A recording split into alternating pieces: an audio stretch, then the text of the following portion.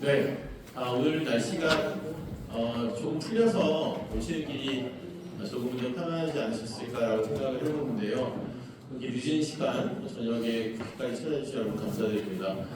오늘 행사 제목이 치안유지법 국가보안법 사상통제 역사 100년 북콘서트 계엄을 이기는 우리 혐오와 폭력에 맞서기. 이거 외울 수가 없습니다. 외울 수밖에 없는데요. 이런 긴 제목인데 제목 안에서 아마 어떤 이야기들을 할 것인가, 우리가 어떤 고민과 질문을 던져야 할 것인가 이런 것들이 다 담겨있지 않나 생각을 해봅니다. 오늘 다시 한번 길게 읽을게요. 치안유지법 국가보안법 사상통제 역사 100년 북토크 계엄을 이겨낸 우리 혐오와 폭력에 맞서기에 사회를 맡은 천주교 인권위원회 상임활동가 김덕진입니다. 반갑습니다. 저는 국가보안법 폐지 국외행동에서 또 일을 하고 있는데요. 사실 이런 국가보안법과 국가보안법에 대한 이야기하는 것도 사실 어려운 세상이었던 때도 있었고, 또 이것을 치안유지법과 연결해서 이야기해온 또 세월이 많이 있었습니다. 우리가 늘 국가보안법 폐지 행동할 때 제일 많이 했던 얘기가 뭐냐면은 치안유지법을 그대로 계승한 국가보안법이라는 말이었는데, 치안유지법이 1925년에 만들어져가지고 작년에 100년이었다라는 거를 사실 저도 이번에 이 연속 강좌 작년에 하시는 거 보면서 처음 사실 인지했습니다. 아마 얘기 들었겠죠? 과거에 선배님들께 다른 연구자들께 얘기 들었을 텐데 그런 생각을 못 해봤어요. 제가 50이 조금 넘었는데 그렇게 안 보이죠? 네. 그런데 치안유지법과 국가보안법의 사상통제 100년의 역사라고 하니까 저는 태어날 때부터 사상통제를 받으면서 살아왔던 건데 아마 저뿐만 아니라 여기 계신 대부분의 분들께서 태어나신 그 순간부터 지금까지 치안유지법과 국가보안법 같은 사상통제의 제어를 받으며 우리가 이 사회를 살아왔다라는 생각을 하면 참담하기 그리 없습니다. 정말 선진국이라고 또 이야기하고 예전보다는 많이 잘 살게 되었고 유엔이나 우리 국제 무대에서도 늘 목소리 높이고 있는 이 대한민국이 지난 100년 동안 이렇게 사상, 생각, 표현의 자유가 억압되면서 살아왔을 수밖에 없는 구조였다는 것이 통탄할 노릇이 아닌가 생각해 봅니다.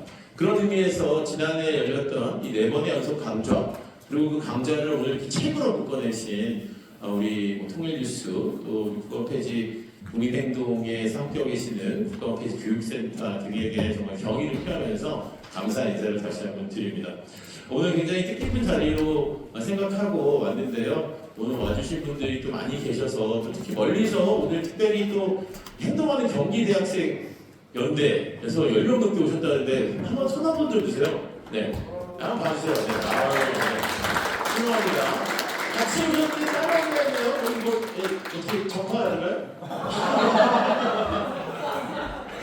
네, 농담이고요. 네, 사상통제 역사라서 한번 얘기해봤어요.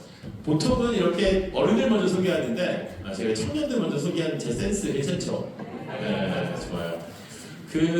많은 분들이 와주셨는데 오늘 사실 많은 국회의원님들이 공동주최를 해주셨어요. 그런데 또 국회가 이제 임시국회가 열렸고 또 여러 가지 일들이 바쁘게 돌아가다 보니까 많은 분들이 와주시지는 못했지만 오늘 와주신 분들이 너무너무 소중하여서 또 이분들도 모시고 또 말씀을 먼저 들어보도록 하겠습니다. 우리 의원님들 얘기 먼저 들어도 괜찮으세요? 국회는 홈그라운드라서 제가 워낙 제가 김재현 대표님 이번에 혹시 존경하지만 오늘 제가 의원님들 먼저 모시고 말씀 듣겠습니다. 이것도 좀 곤란해요. 제가 이제 국회의원을 사회를 많이 보는데 이렇게 딱 앉아 계시면 어떻게 해야 되나? 이거 어떻게 했는데 사실 국회는 의석수입니다. 어쩔 수 없어요. 네, 진보당이 내석을 가지고 있기 때문에 진보당을 먼저 소개해드려야 되는데요. 이따가 2부 순서를 또 맡아서 청년들과 여러분들 진행해 주실 텐데 그러니까 아마 짧게 인사해 주실 수 있을 거라고 믿습니다. 진보당의 가장 생물학적으로 최연소 국회의원으로 알고 있습니다. 맞나요? 그리고 손소리 박수 모시겠습니다.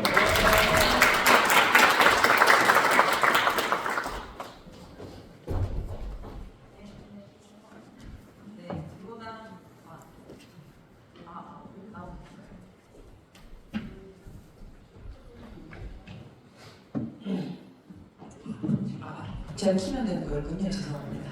마이크 틀리신 분은 우리 국가원 폐지 국민운동의 우동희 사무실장님이었습니다. 아, 예, 반갑습니다. 네, 진보당 국회의원 손소리입니다. 반갑습니다. 말씀 주신 대로 저는 2부 사회에 등장할 예정이라 인사만 짧게 드리고요. 제가 차별금지법을 발의를 했는데 그때 기자회견에 왔던 차별금지법 제정연대의 활동가들이 국가보안법 폐지 운동본부에서 차별금지법 안 나오니까 우리만 욕먹지 않냐 빨리 차별금지법도 올려서 같이 논의될 수 있게 해야 된다 이런 이야기를 주셨고 발의했다는 소식을 매우 반가워했다는 이야기도 들었습니다.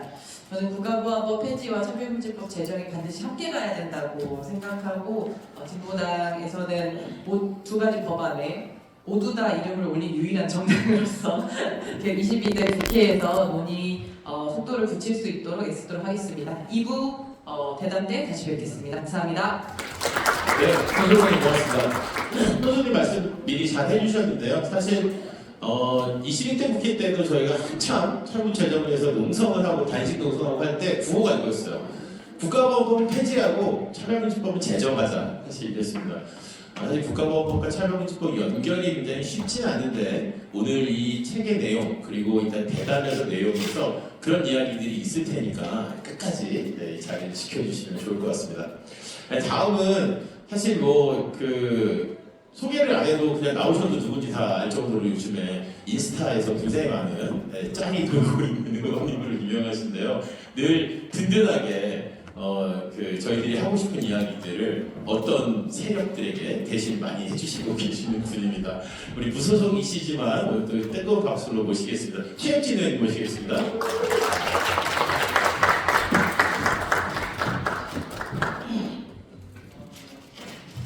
예, 손소로 의원님한테 낚여가지고 고발에 공동발의도 하고 이 자리까지 오게 됐습니다. 사실 국가보안법 문제와 관련해서는 저도 자유롭지 않기 때문에 저희 집안도 북쪽에 가족들이 있다는 이유로 극심한 연자로 전 재산을 다 빼앗기고 저도 어린 시절을 가족분이 운영하는 공항에서 어린 시절을 보내야 했습니다.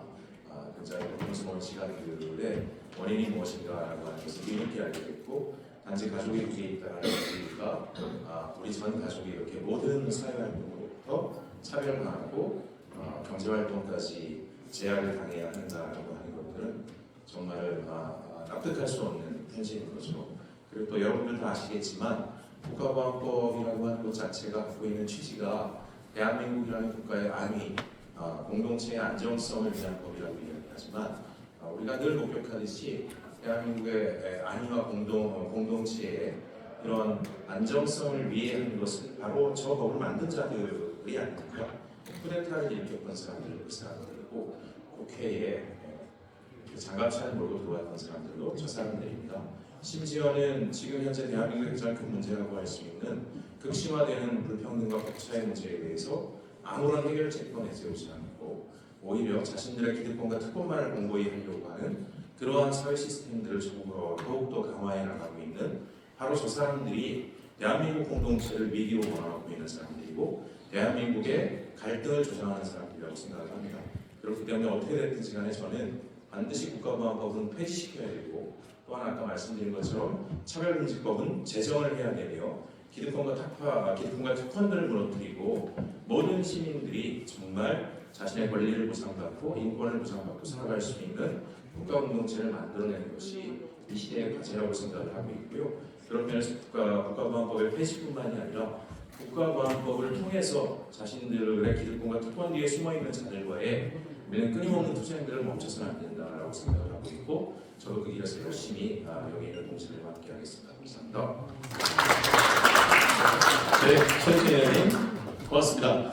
아마 이 자리에 함께하지 못하셨지만 오늘 공동체해 주신 많은 의원님들께서도 같은 마음이시고요. 또 공동체에 함께하지 못하셨지만 그런 마음을 갖고 계신 분이 여전히 많이 계실 것이라고 믿습니다. 사실 조금 아쉬운 것은 이런 거예요. 오늘 이야기 속에서도 12선 내란과 국가보안법에 연결되는 이야기들이 많이 있을 텐데 사실 내란청산은 엄청나게 외치잖아요. 우리 국회 안에서 많은 분들이 또 내란정당이라고 국민의힘을 야단치기도 하고 하면서 국가보안법 얘기를 그렇게 크게 드러내지는 않으세요. 좀 아쉽고 속상합니다. 국가보안법이 없었다면 그렇게 쉽게 그런 비상계엄이나 내란을 일으키지 못했을 것이라는 것이 사실 지금에 와서 돌아보면 너무나 자명한 사실인데 국회 안에서는 왜 국가보안법 폐지 이야기를 큰 소리로 해주시는 분이 아직 없는가 아쉬움이 좀 있습니다만 아마 오늘 함께 해주신 많은 의원님들이 또 그 역할을 앞으로 해주시리라고 믿습니다. 오늘 시민사회에서도 많은 분들이 오셔서 제가 소개해 올리고 대표로 몇 분만 모셔서 말씀을 청해 듣도록 하겠습니다. 제일 먼저 사실 이 지난해에 있었던 이 4번의 연속 강좌를 국가보안법 폐지 교육센터가 공동 주최해 주기도 하셨는데요. 아마 이 조직이 만들어진 해부터 국가보안법가 아마 뗄래야 될 수 없는 그런 단체라고 생각이 드는데요. 우리가 국가보안법으로 인해 저도 사실 국가보안법으로 구속돼서 오랫동안 감옥에 있었는데 그때마다 늘 변론해 주시고 늘 법정에서 함께 싸워주셨던 분들입니다. 민주사회위원 변호사 모임의 윤봉남 회장님을 그래서 첫 번째로 모시고 말씀을 청해드리려고 합니다. 여러분 박수로 모셔주십시오.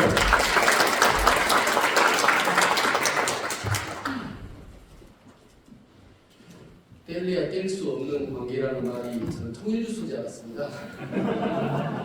민변인 줄 몰랐습니다. 참 100년이라는 세월이 길게 느껴집니다. 치안유지법이 당시에 만들어질 때마다 천황제를 수호하고 그 다음에 사회주의자를 탄압하기 위한 그런 게 취지였습니다. 그러나 실제로는 어떻게 활용됐습니까? 독립운동을 탄압했고 민주주의를 억압하는데 이용되었습니다. 그 폭력의 도구가 그 당시 돌아보면은 위험하다고 생각하면은 전향을 시켜야 되고 그리고 행동을 하기 전에 결사를 했다는 이유로 사형까지 있었던 게 치안유지법이었습니다. 그 치안유지법이 해방 이후에 국가보안법으로 다시 이렇게 마치 좀비처럼 살아난 겁니다. 윤석열 전 대통령이 아까 사회자도 말씀하시던데 반국가 세력의 척결 이게 윤석열의 내란의 구호였습니다. 그게 바로 국가보안법과 일맥상통하는 바로 국가보안법이 존재하기 때문에 그렇게 친일 쿠데타를 쉽사리 할 수 있지 않았나 하고 생각하게 됩니다. 생각을 검열하고 처벌한다는 것 얼마나 원시적이고 야만입니까? 우리 사회에서 배제하고 차별하고 혐오하는 그런 폭력의 기제가 이렇게 작동되는 것의 원천이라고 생각합니다. 지난해 진행된 기획 강의는 그런 치안유지법의 일제시대부터 그 국가보안법이 현대에 이르기까지의 사상 통제와 야만의 역사를 아주 돋아보는 아주 중요한 시간이었습니다. 그때 강의 내용을 바탕으로 이렇게 책이 만들어졌다고 들었는데요. 오늘 국토크를 계기로도 우리 사회의 민주주의를 그리고 공존과 포용의 가치를 충분히 토론할 수 있는 그런 자리가 되기를 바라겠습니다. 책의 발간을 위해 애써주신 국가보안법 폐지 교육센터 그리고 통일뉴스 그리고 강연에 참여하신 연사님들 모두께 축하와 감사의 인사를 드립니다. 고맙습니다. 정말 감사합니다. 네, 다음은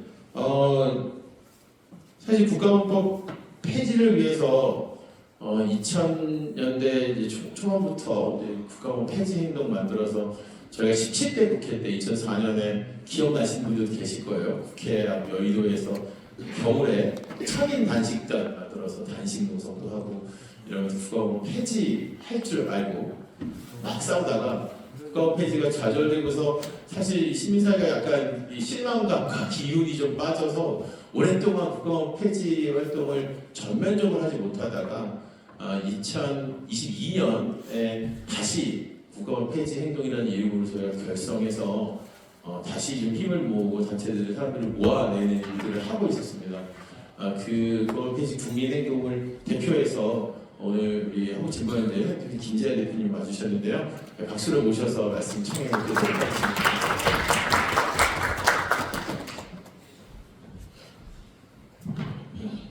저는 윤봉남 회장님 너무 짧게 해가지고 좀 줄여서 말씀드리겠습니다. 내용은 나중에 할때 저는 다른 학자의 말씀 몇 가지 드리고자 합니다. 그때 천인 단식할 때 기억이 나는데요. 저는 그때 지역에 노동현장에 있었는데요. 그래 오래 할 줄 알았으면 안 들어가는 건데 다시 농사할 때 죽는 줄 알았습니다. 국가보안법 100년의 역사는 실은 예속과 착취 그리고 수탈 100년의 역사와 딱 일치합니다. 일본 제국주의에서 미국 제국주의 그리고 해당 시기 그때 당시에 지주와 지금의 독점자로 이어지는 100년의 역사가 국가보안법의 역사이기도 하고 이 땅 우리 민족과 우리 민중의 아픈 100년의 역사와 일치합니다. 제가 알기로는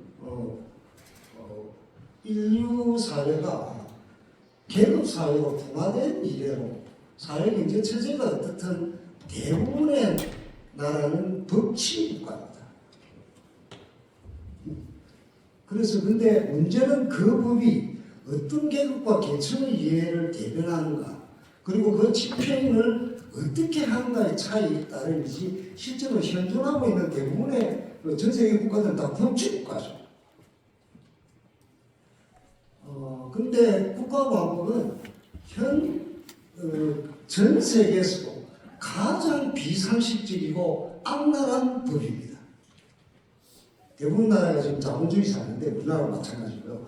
이 자본주의 사회에서도 가장 악랄하고 정근대적이고 비상식적인 법이 국가보안법입니다. 국가보안법은 물론 양심의 자유라고 하는데 일반적인 양심의 자유는 아닙니다. 미국을 숭배할 양심, 불평등과 착취를 옹호할 양심은 무제한으로 자유를 보장하는 법입니다.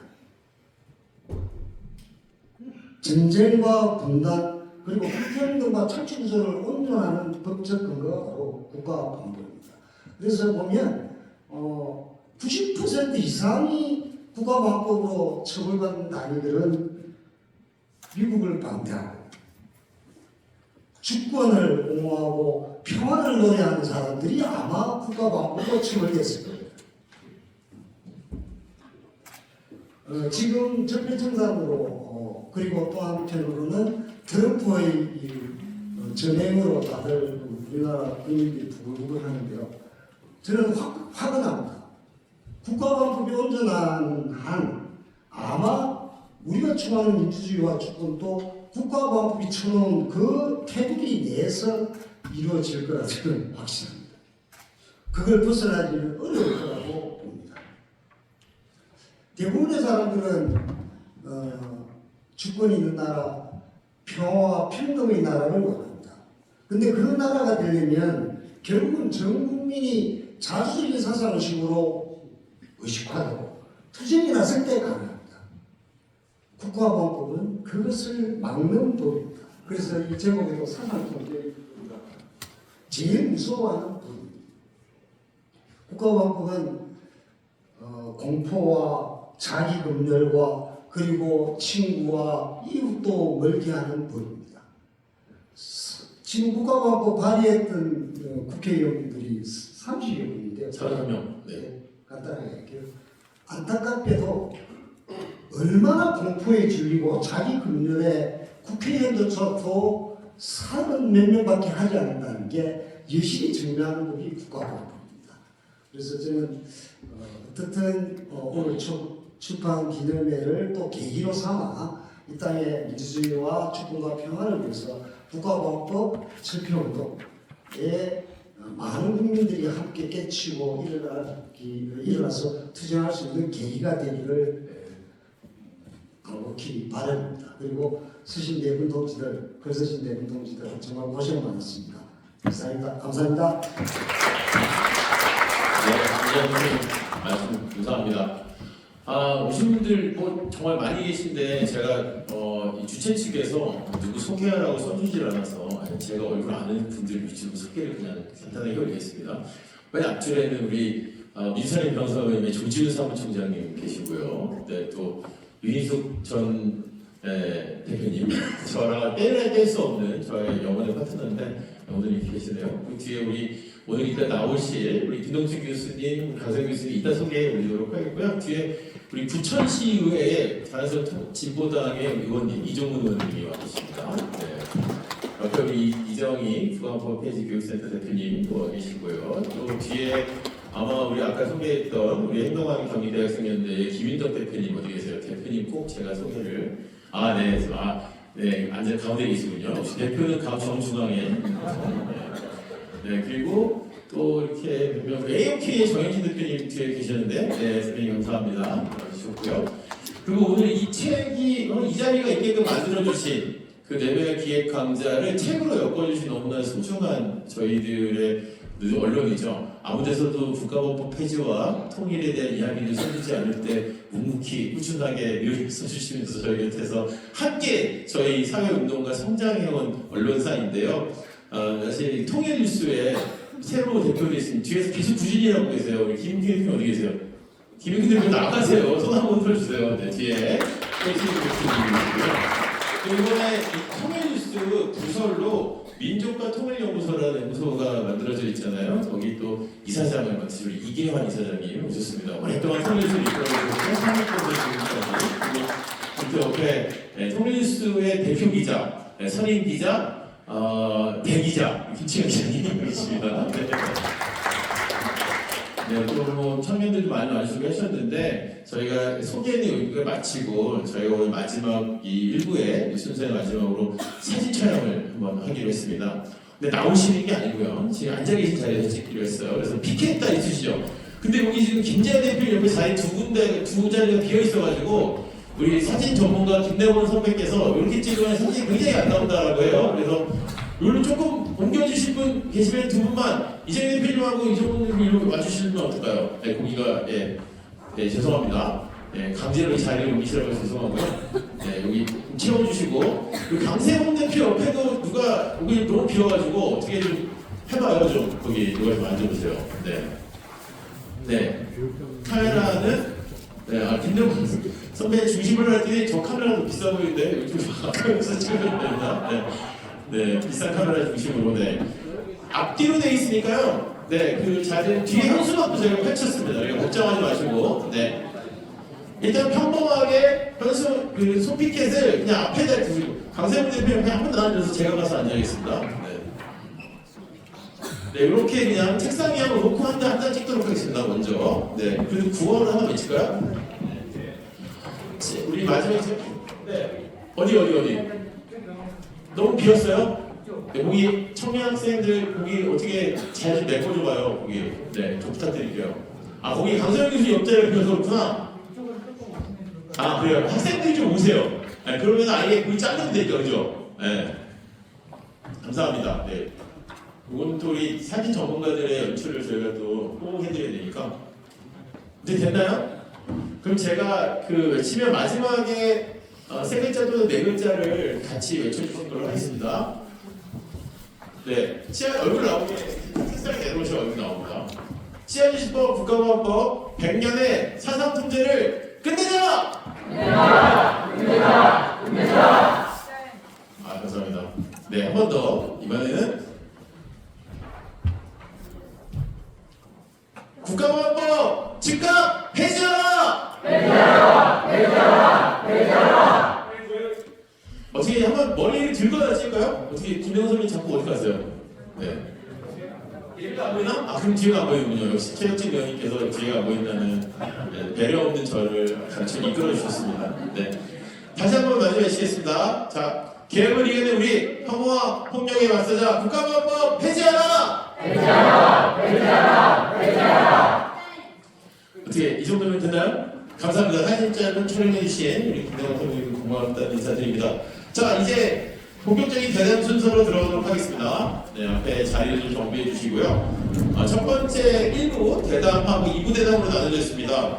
먼저 2부 대담을 소개해 드린다면 이름만 말씀드려도 모르는 분이 없을 정도로 2부에서는 우리 한국 사회의 역사 문제, 사회 문제에 대한 연구와 또 기록의 일들을 늘 해주셨던 정말 혁하이신데요. 김동춘 교수님과 청년들의 대담 2부에 준비되어 있습니다.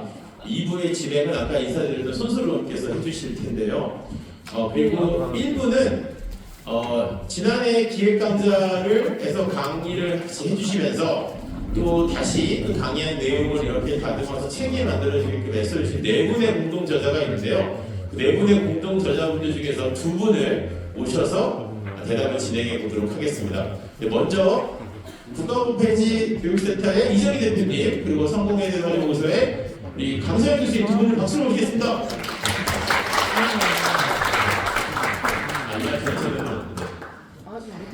네, 뭔가 이게 제작 처리가 좀 이상하죠? 네. 책상을 두 분에게 들여서 뭐 어떻게 두 분이 뭐 퀴즈 푸는 건가요? 저는 어떻게 해야 되는 거예요? 저 여기 혼자 앉아 이렇게. 네, 아니 사무실장님 하고 싶은 대로 하세요. 네. 네, 뭐 참, 네. 네, 들어오세요. 네, 괜찮아요. 네. 네, 두 분은요, 일단 워낙 뭐 많은 분들이 아시고 유명하신 분들이 하시지만 먼저 간단하게 인사를 해주시죠, 각자. 여기 네, 첨단 장비라서 이거 버튼 눌러야 마이크 됩니다. 빨간 빛으로 오면. 네. 네, 안녕하십니까. 저는 성공회대학교 동아시아연구소 평화월딩연구소 두개 연구소를 부장을 맡고 있는 강성현입니다. 반갑습니다. 네, 저 국가보안법 폐지 국민행동 산하의 국가보안법 폐지 교육센터에서 일하고 있습니다. 이정입니다. 반갑습니다. 자리가 뭐 상당히 난감하니까요. 네, 사진 이쪽만 찍어주세요. 저는 안나오게 이끌어주고 저는 없이 AI 음성으로 대답을 진행하는 것으로 그렇게 하도록 하겠습니다. 아니 괜찮아요. 우리 구정희 사무처장이 너무 혼자 많은 일들을 준비하고 고생을 해가지고 사실 뭐라고 타박하기도 뭐한데 책상 좀 들고 나오고 있네요. 네, 대단합니다. 네, 네, 굉장히 수치스러워하네요. 나오면서. 네, 우리 수고하시다니 박수 한번 주세요. 네, 이렇게 애걸복걸해야 책상을 놓아주다니 네, 대단합니다. 치안유지법 국가원 산학통제 역사 100년이라는 제목의 지상 강좌를 작년에 진행을 했습니다. 우리 김덕철 교수님, 강서영 교수님, 또 홍종욱 교수님, 이정희 변호사님 이렇게 네 분의 강의가 있었는데 현장의 열기가 굉장히 뜨거웠다고 그래요. 저는 사실 솔직히 처음 그 제안을 딱 이렇게 보고 나서 사상통제 역사, 치안유지법 이거 누가 들으러 이런 얘기 사실 살짝 우정희 사무처장한테는 했었는데 이정희 변호사님 어떠셨어요? 현장 열기가? 네 번 다 참여하셨나요? 네, 저는 되게 굉장히 놀란 게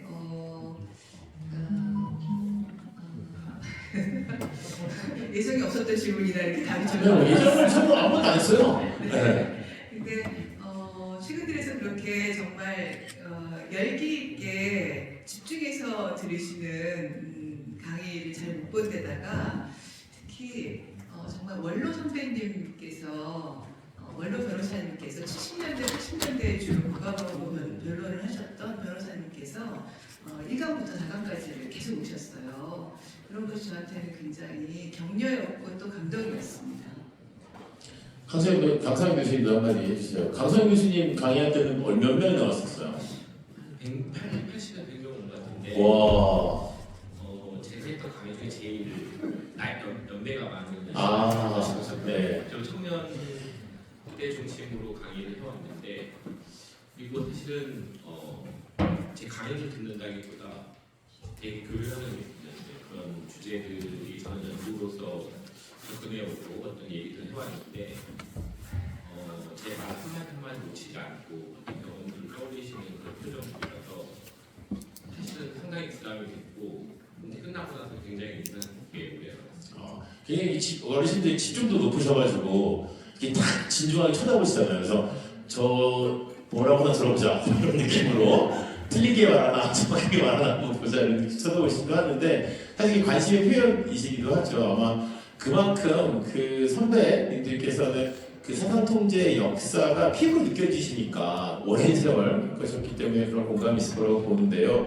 사실 일단 하고 싶은 얘기가 많으시겠지만 일단은 저희가 오늘 이 책이 나오지 않았습니까? 인터넷 서점에 이제 깔렸습니까? 통일뉴스도 어떻게 인터넷에 알라딘이나 예스24에 구입할 수 있나요? 아 그래요? 그곳이 이런 책을 팔아주네요. 너무 고맙습니다. 네. 국가보험 얘기를 이 책에 대한 얘기를 좀 먼저 살짝 해야 사실 이제 이 책을 많은 분들이 책을 좀 찍으세요. 사람보다 책을 찍으셔서 SNS 올리시는 게 좋은데요. 이 책에 대한 어떤 그 장점이 있다면 강소연 교수님은 뭐 몇 가지를 알고 미리 준비해 오셨더라고요. 먼저 이정희 변호사님은 어떤 강점이 있다고 생각해요? 꼭 이 책을 사서 보거나 이북으로 봐야 하는 어떤 이유 한마디 해주시면. 네, 한 자리에서 처음부터 끝까지 읽으실 수 있습니다. 사상통제의 역사 100년을. 그리고 저자 네 분께서 각각의 굉장히 심도 있는 연구 결과들을 핵심을 짚어서 맥락을 잡아서 연결해 주셨기 때문에 아주 요약해서 읽으시기 굉장히 좋겠다 생각하고요. 특히 보시면 하지만 권해드리고 싶은 것은 이 표지에 각각의 이 저자들께서 쓰신 저서들이 소개되어 있습니다. 그 저서들까지도 함께 관심을 가져주시면 이 책의 의미가 더 살아날 것 같습니다. 네, 이제 감사합니다. 강소연 교수님 뭐 사실 한 10년 전부터 계속 떠오르는 신진학자 뭐 이랬는데 계속 떠오르고 계신 우리 강소연 교수님이신데 교수님께서는 이 책의 강점에 이 책을 꼭 읽어야 된다는 점에 대해서 오늘 꼭 말씀해 주실 게 있다고 저한테 신신당부하셨거든요. 한번 말씀해 주세요. 예, 뭐 제가 50이 넘었는데도 이제 아직도 신진학자로 공부해 주셔서 너무 감사드리고요. 제가 어려 보이는 것 같은데 사실은 좀 감회가 필요했습니다. 제가 사실 이 강연을 준비하는 그 과정에서 제가 사실은 국방부에서 내란국보 문광도 합동자문위원회에서 개헌법과 국립보훈기구법 개정하는 작업을 하고 있었고 또 사실 이 국가보험 폐지를 위한 작업들이잖아요. 저는 이 세 가지 굉장히 중요하다고 보여지는데 거기에 한 발씩 이렇게 놓치고 그리고 이렇게 책까지 낼 수 있어서 너무 기쁘고 이 책은 사실은 아주 작은 책이지만 굉장히 강한 책입니다. 저는 우리 나오신 네 분의 강사 그리고 이 글들이 굉장히 100년을 다루지만 압축적으로 정확하게 우리가 뭘 보면 되는지를 좀 알려줬다고 생각해요. 가장 큰 성취라고 하면 사실 이 국가보안법을 우리가 단순하게 방공법이라고 생각하는데 형식을 전시로 뒤바꾸는 장치로 분석을 이 책을 하고 있습니다. 저는 예외 상태라는 개념을 사용했는데요. 뭐 좀 개념이 어려울 수 있겠지만 간단히 생각하면 48년 법 제정 당시에 일제 사상공사 출신들이 사상을 가졌다는 이유만으로 개인을 적으로 규정하는 기술을 전수받고 그리고 사실은 법조문에도 없는 실무적 운영에서 엄청난 국가폭력을 저질렀던 그런 근거가 됐던 법입니다. 그래서 법조문보다 형제 기술이 더 앞서 간다는 것이 때문이고요. 사실 이게 우리 13 개헌에서 나왔죠. 개헌법, 법적 절차, 요건 이런 거와 상관없이 아주 하이의 지침을 통해서 실무 판례는 그런 게 작동하면서 실무적으로 작동하면서 그리고 법조문을 압도하거나 법 자체가 엄청나게 폭력인데 그래서 사실은 법인데 합법적 폭력 혹은 합법적 폭력을 넘어서 헌법의 토대를 효력정지시키고 특정한 폭력들을 법의 외람으로 이렇게 작동하는 그 결과 특정 집단을 죽여도 되는 존재로 범주하는 구조가 저는 이 지난 100년간 사례를 보고 있었다고 생각합니다. 이 책은 그런 이제 비밀을 좀 드러내는 거라고 보고요. 제가 사실은 세 가지를 준비했는데 시간상 하나만 더 말씀드리고 좀 말씀드리는데 저는 이 책이 어떻게 이런 국가폭력 법 구조를 넘어서 폭력의 연쇄를 끊을 것인가에 대한 실천적인 좀 답을 이 책이 제시하고 있다고 생각을 합니다. 가해자들에서 진실을 은폐하고 유족들을 다시 국가보안법으로 탄압하면서 이걸 막아왔습니다. 이게 부정론이죠 사실은. 그리고 부정론은 기억의 악재만이 아니라 물리적 폭력을 또 수반을 하게 됩니다. 사실 이제 우리 탄압 사건 제가 이제 유족이기도 해서 그런 이제 여러 기억들이 있는데, 근데 90년대 우리 87년 민주화 이후였는데 다랑식을 유해가 발굴됐을 때 사실 그 유해를 유족들이 몰래 가져서 바다에 뿌렸어요. 87년 이후였는데 불구하고 여전히 계속 부정의 시대가 계속되었던 것이고 그럼에도 불구하고 시민들의 지지를 부르는 노력은 되지 않았고요. 저는 이런 척회의 쌓인 어떤 역사적 진실이라는 게 얼마 전 작년이지만 12.3 개헌 당시 군인들로 하여금 명령 앞에서 잠깐이나마 주저하게 만들었고 그리고 실패하게 만들었다고 생각합니다. 그런 어떤 찰나의 주저함이 이런 국가보안법 폐지 운동이라든지 아니면 역사에 대한 어떤 문화적 재현이나 문학적 영화, 영상 재현 혹은 이런 이제 학술적 토론의 장에서 우리 시민들에게 그런 어떤 힘들이 생겼고 그런 힘들을 통해서 또 군인들이 또 주저하게 만드는 그런 이제 틈을 만들었다고 생각합니다. 우리가 왜 계속해서 이 역사를 속 기억해야 되는지 기억 투쟁의 어떤 실제적인 민주주의의 강화돼야 되는지 저는 이 책이 잘 보여주고 있다고 생각합니다. 그러면 우리 이정희 변호사님 좀 보충해서 그 앞에 이제 이 책을 왜 지금 강점에 대해서 말씀해 주셨는데 그 머리말을 또 쓰셨잖아요. 근데 왜 4명의 강사가 있는데 왜 변호사님이 머리말 쓰신 거예요? 네. 제가 드리는 질문은 그 머리말에 이제 4분의 강의 내용을 잘 요약해 주셔서 각각의 어떤 그 장의 그 소개를 좀 해주시라는 말씀이었어요. 네. 사실 이 책을 이제 기획하게 된 계기는 원래는 기획은 좀 오래됐습니다. 치안유지법이 1925년에 만들어졌는데 사실 법률가들도 치안유지법이 국가보안법의 전신이다 이렇게 그리고 구문을 보면 비슷해서 아마 그런가 보다 이렇게 생각하고 있었을 뿐 치안유지법이 어떻게 운용되어야될지 실상을 잘 몰랐습니다. 그런데 홍정욱 교수님께서 치안유지법의 운용의 실상을 굉장히 자세하게 분석하고 이것이 국가보안법과 어떻게 연결되었으며 또 법률 구조뿐만이 아니라 그 운용의 실태, 이른바 사상에 대한 혐오, 사상을 정화해야 되겠다는 어떤 강박관념, 그래서 전향을 시키는 그런 어떤 시스템들이 일제 치하에서 어떻게 만들어졌는지에 대한 연구물을 내셨고, 그래서 그런 시스템이 이후에 잠시 해방 이후에도 국가보안법이 만들어지면서 거의 그대로 그 경험이 그대로 이어져 오면서 특히 친일 반민족 행위자들의 재등장의 도구로 쓰였다는 것을 맥락을 이해하게 되었고요. 이런 내용들을 좀 더 많은 분들과 함께 나누고 싶었습니다. 그래서 홍정욱 교수님의 이 일제 치하에서의 사상통제법으로서의 치안유지법을 강의를 기획하게 됐고요. 그리고 그 이후에 저희가 굉장히 중요하게 생각할 수밖에 없는 것은 일제 치하에서 만들어진 이 사상통제 기제가 해방 이후에 특히 한국 전쟁을 거치면서 엄청난 학살로 이어졌다는 것이죠. 우리는 학살이 있었다고 기억하지만 그 학살을 가능하게 했던 법제가 무엇인지는 사실 잘 말하지 않습니다. 근데 그 법제가 바로 국가보안법이었고 법률상으로는 많은 다른 특별법 뭐가 있지만 핵심은 국가보안법이었다고 말할 수 있을 것 같습니다.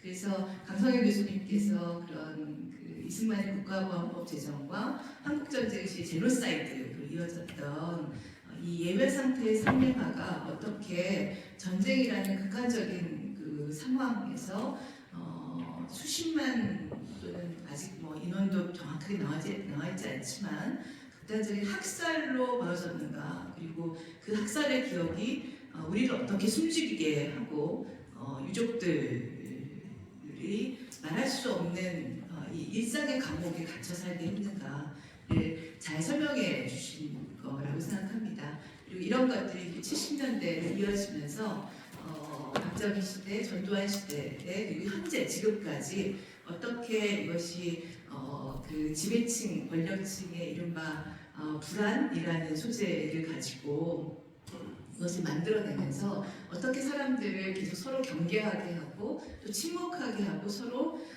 경쟁에 몰아넣는가, 그리고 서로를 혐오하게 만드는 이 구조는 무엇인가를 이따가 2부에서도 보시겠지만 김동춘 교수님께서 굉장히 구조적인 설명을 3강에서 해주셨습니다.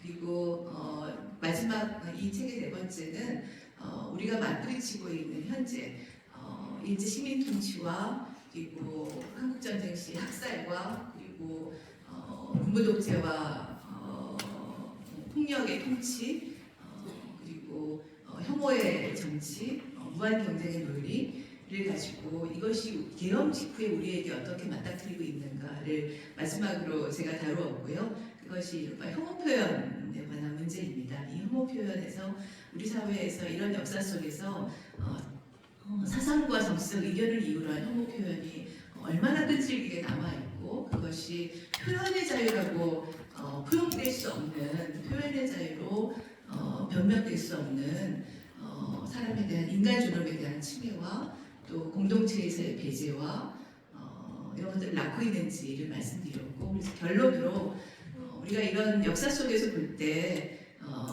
식민 유지의 청산 그리고 독재에서 독재의 청산 이런 것들이 지금 우리가 국가보안법을 폐지하고 또 혐오 표현을 없애나가고 차별금지법을 만들어 나가는 이런 함께 연대하는 움직임을 다시 한번 해야 될 때라고 봐서 결론을 그렇게 지었고요.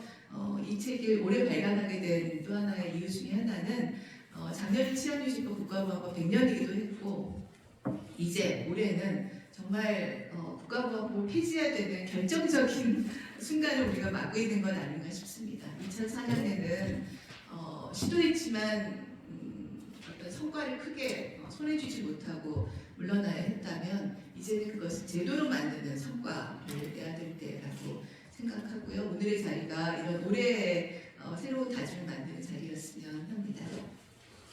왠지 박수를 쳐드려야 될 것 같은 기분이 하는데요.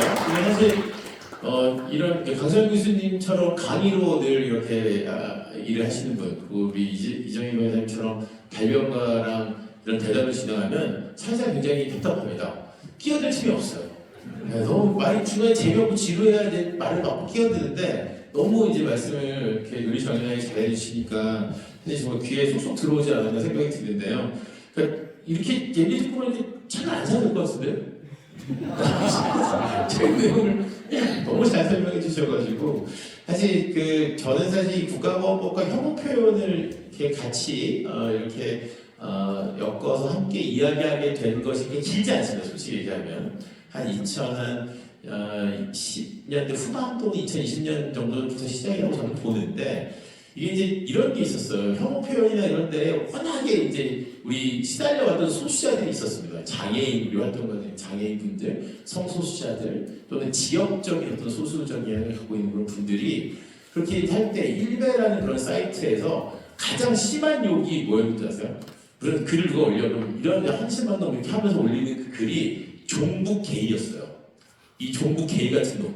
그러니까 종북도 혐오하고 성소수자도 혐오하는 이제 그런 식의 이제 말들이 굉장히 회담이 이렇게 많이 이제 전파가 되고 하면서 아주 쓰인 데가 있었는데 그래서 사실 그때까지만 해도 사실 국가보안법과 차별금지법이 같이 이렇게 가야 한다는 생각을 사실 잘 못했는데 이제 그런 이야기들을 사실 해주셔서 국가보안법 책 안에 차별금지법 이야기나 혐오 표현에 대한 이야기가 담겼다는 것도 이 책이 갖고 있는 굉장히 특별하고 독특한 점이라고 생각을 합니다. 강서영 교수님께서는 저한테 이 책을 추천하고 싶은 사람들이 있다고 하셨어요. 이 책을 어떤 사람들에게 추천하고 싶으셨다고 말씀해 주시죠. 일단 지금 말씀 나온 맥락에서 말 더 드리면 우리가 지금 공정, 인권 이런 말들이 약탈된 언어의 내란이랄까 내전 상태랄까 원래 우리가 알고 있는 용어를 뺏기고 있는 상황에 살고 있는 이런 혼란 속에서 지금 초년 세대들이 어려움을 겪고 있습니다. 사실 혐오이고 증오인데요. 오늘 대담 주제이기도 할 것 같은데 저는 오늘날 이 구구화와 혐오라는 게 과거 사상 통제의 변종이라고 생각해요. 그리고 대상상이라는 건 생각해보면 한편으로는 이데올로기고 이론이 있고 논리인데 사실은 감정이었던 거예요. 혐오 감정과 증오 감정을 특정 사상에 부착시키고 그 사상이 그 감정이 사람들을 오염시키고 오염된 수들을 제거해야 된다고 생각했던 어떤 통제 기제가 바로 세상 통제 기제였던 거죠. 이 유튜브 알고리즘 같은 것들이 사실 이런 감정들이 사실은 휘발될 수 있는데 이걸 알고리즘으로 계속 유지시키고 있는 시대인 거고요. 그래서 저는 이 국가보안법이 만든 어떤 특정 집단에 대한 타자화, 배제 이런 문화와 맞닿아 있는 이 책이 굉장히 어떤 거리들을 좀 더 넓게 제공하고 있지 않나 해서 청년들에게 많이 오셨는데 여기 오신 청년들은 다 한 번씩 받으셨죠? 네. 친구들 하나씩 사주세요. 그 사실 국가보안법 딱 이렇게 얘기하면 늘 이제 뭐 어떤 민주화운동 과정에서 탄압받았던 이런 것들만 생각했었어요. 70년대 박정희 부사 독점에 맞서 싸웠던 뭐 인양당 재건이 사건, 통역당 사건, 뭐 민족일보 조영사전 사건 이런 사건들 생각하고 그 뒤로 이어오는 학생운동 뭐 이런 생각을 했는데 사실 그 한국전쟁 정도의 민간 학살에서도 이 국가보안법이 그렇게 전가의 고도처럼 쓰였다는 것이 사실 생각을 잘 못했던 부분인 것 같아요. 매치시키지 못했던. 전쟁 때는 그냥 서로 적들이면 막 서로 죽이고 뭐 우리 편 아니면 막 학살하고 이런 거라고 생각했는데 그때도 이제 이런 어떤 사상 검증, 사상 통제를 통해서 했다는 것이 사실 김도신 교수님도 와 계시는데 일기 지능칠화위원회에서 민간학살 전문단을 상임위원으로 제시해 주셔서 정말 많은 의미 있는 성과들을 내주셨는데요. 또 지금 3기 그 진실화위원회 지금 준비가 되고 있어요. 이제 2월 26일에 출범하는데 이번에 이제 법이 개정되면서요. 그 기간이 늘어났습니다. 국가보안 인권 침해 사건에 대해서 기간이 원래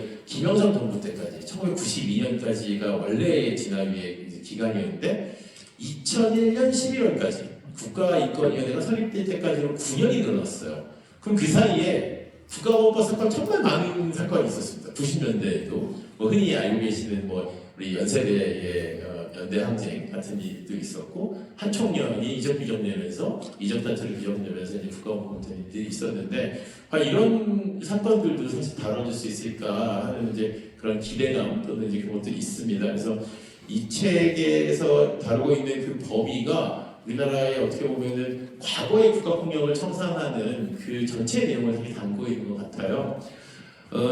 오늘 사실 두 분 모시고도 정말 많은 이야기를 더 들을 수 있을 거라고 생각하고 개인적으로 또 홍정욱 교수님도 오셨으면 좋겠다는 생각이 드는 다음에 기회 있으면 이 책이 잘 팔려서 이런 북콘서트가 여러 곳에서 많이 초청이 된다면 그때는 홍정욱 교수님 모시고 한번 가볼게요. 그래서 우리 이정희 변호사님과 강성일 교수님께서 다시 한번 또 오늘 이 자리에 오신 분들께 마무리로 한 말씀씩 해주시는 것으로 1부 순서는 마치고 2부로 이제 연결해 보려고 합니다.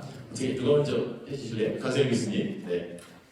예, 저는 12.3 개업이 1년 내란으로 특정했고 1년이 지났는데도 여전히 이제 그런 감정들이 솟구쳐 올라요.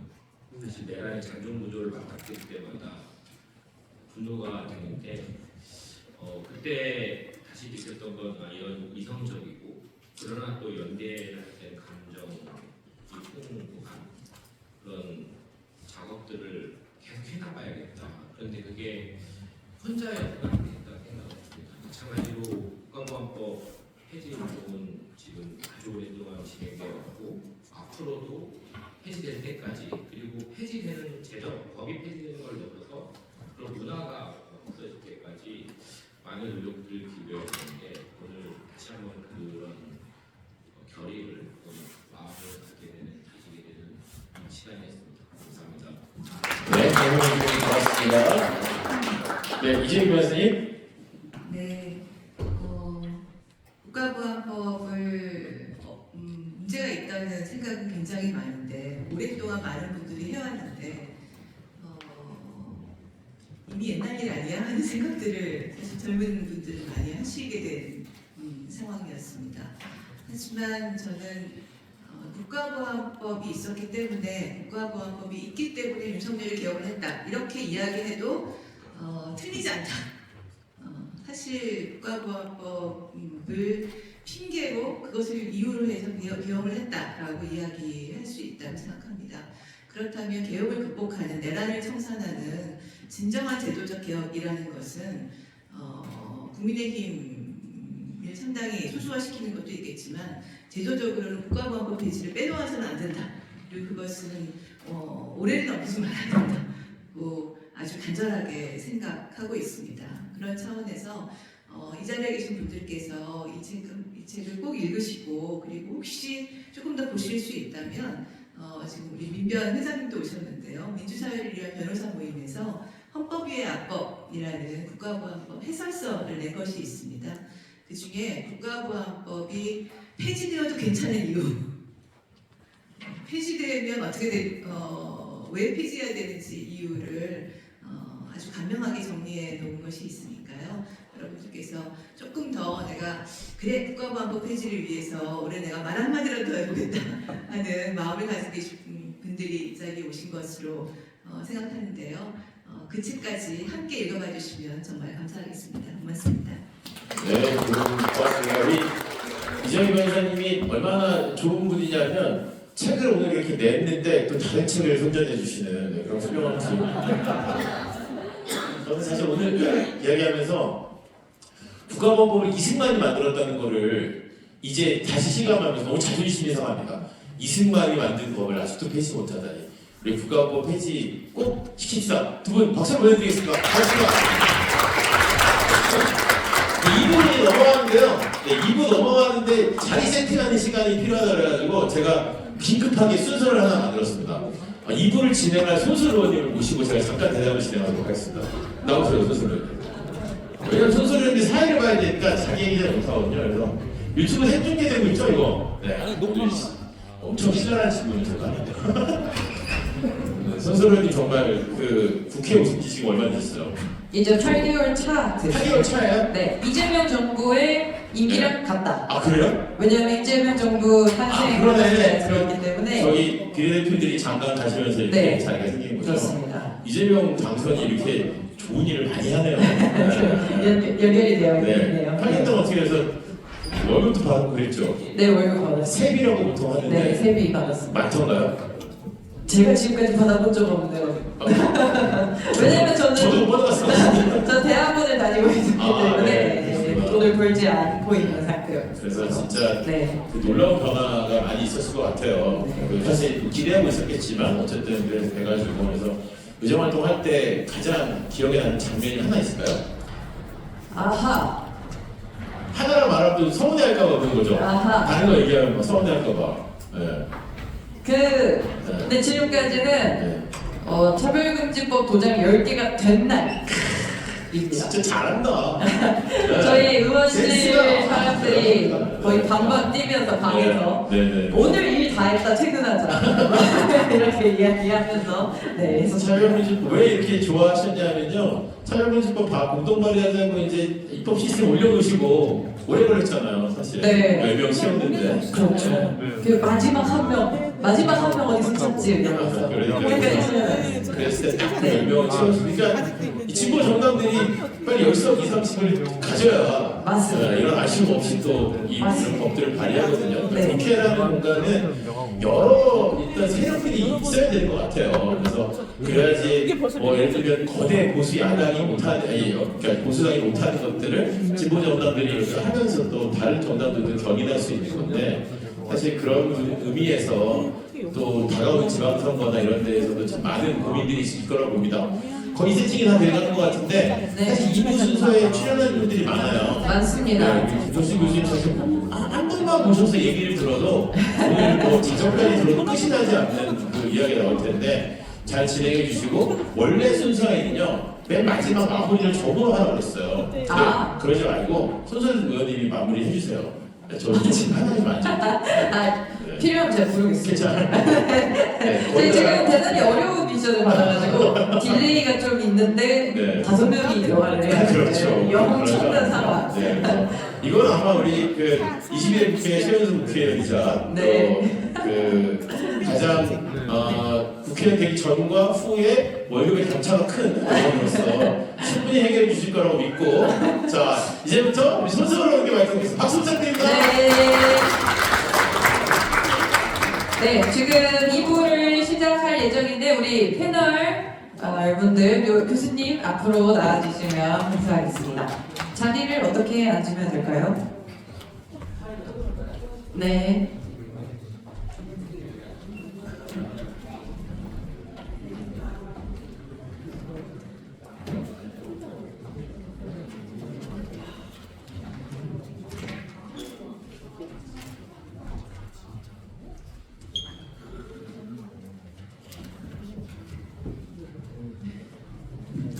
네, 거의 뭐 1대 100 이런 뭔가 정답을 맞춰야 될 것 같은 분위기가 형성이 되는군요. 앞에서 왜 그렇게 말씀을 하셨나 했더니 저희 2부는 이제 청년들과 국가보안법 이렇게 제목이 되어 있는데요. 사실 김동준 교수님이 페이스북에 올린 걸 봤습니다. 청년들과 국가보안법 이야기를 해야 되는데 어떻게 해야 하나 라고 한 문장을 남기셨어요. 그래서 저는 대단히 기대하면서 왔습니다. 어떤 이야기를 준비하셨을까 그 이야기를 풀어보는 시간인데요. 그래도 먼저 소개를 조금 먼저 하고 가겠습니다. 김동준 교수님께서 먼저 인사를 해주시면 네 감사하겠습니다. 예, 김동준입니다. 만나서 반갑습니다. 네, 저자로 함께 해주셨고요. 성공회대 명예교수로 계십니다. 별로 명예 없는 교수입니다. 네, 저희랑 이야기 나눌 청년들이 이렇게 줄로 있는데요. 아마 오늘 주제 중에 하나였던 계엄을 이겨낸 우리들이라고 생각이 되는데요. 한 분 한 분 좀 이야기를 해주시면 좋을 것 같고요. 처음 보시는 분들도 있고 서로도 잘 모르실 수 있어서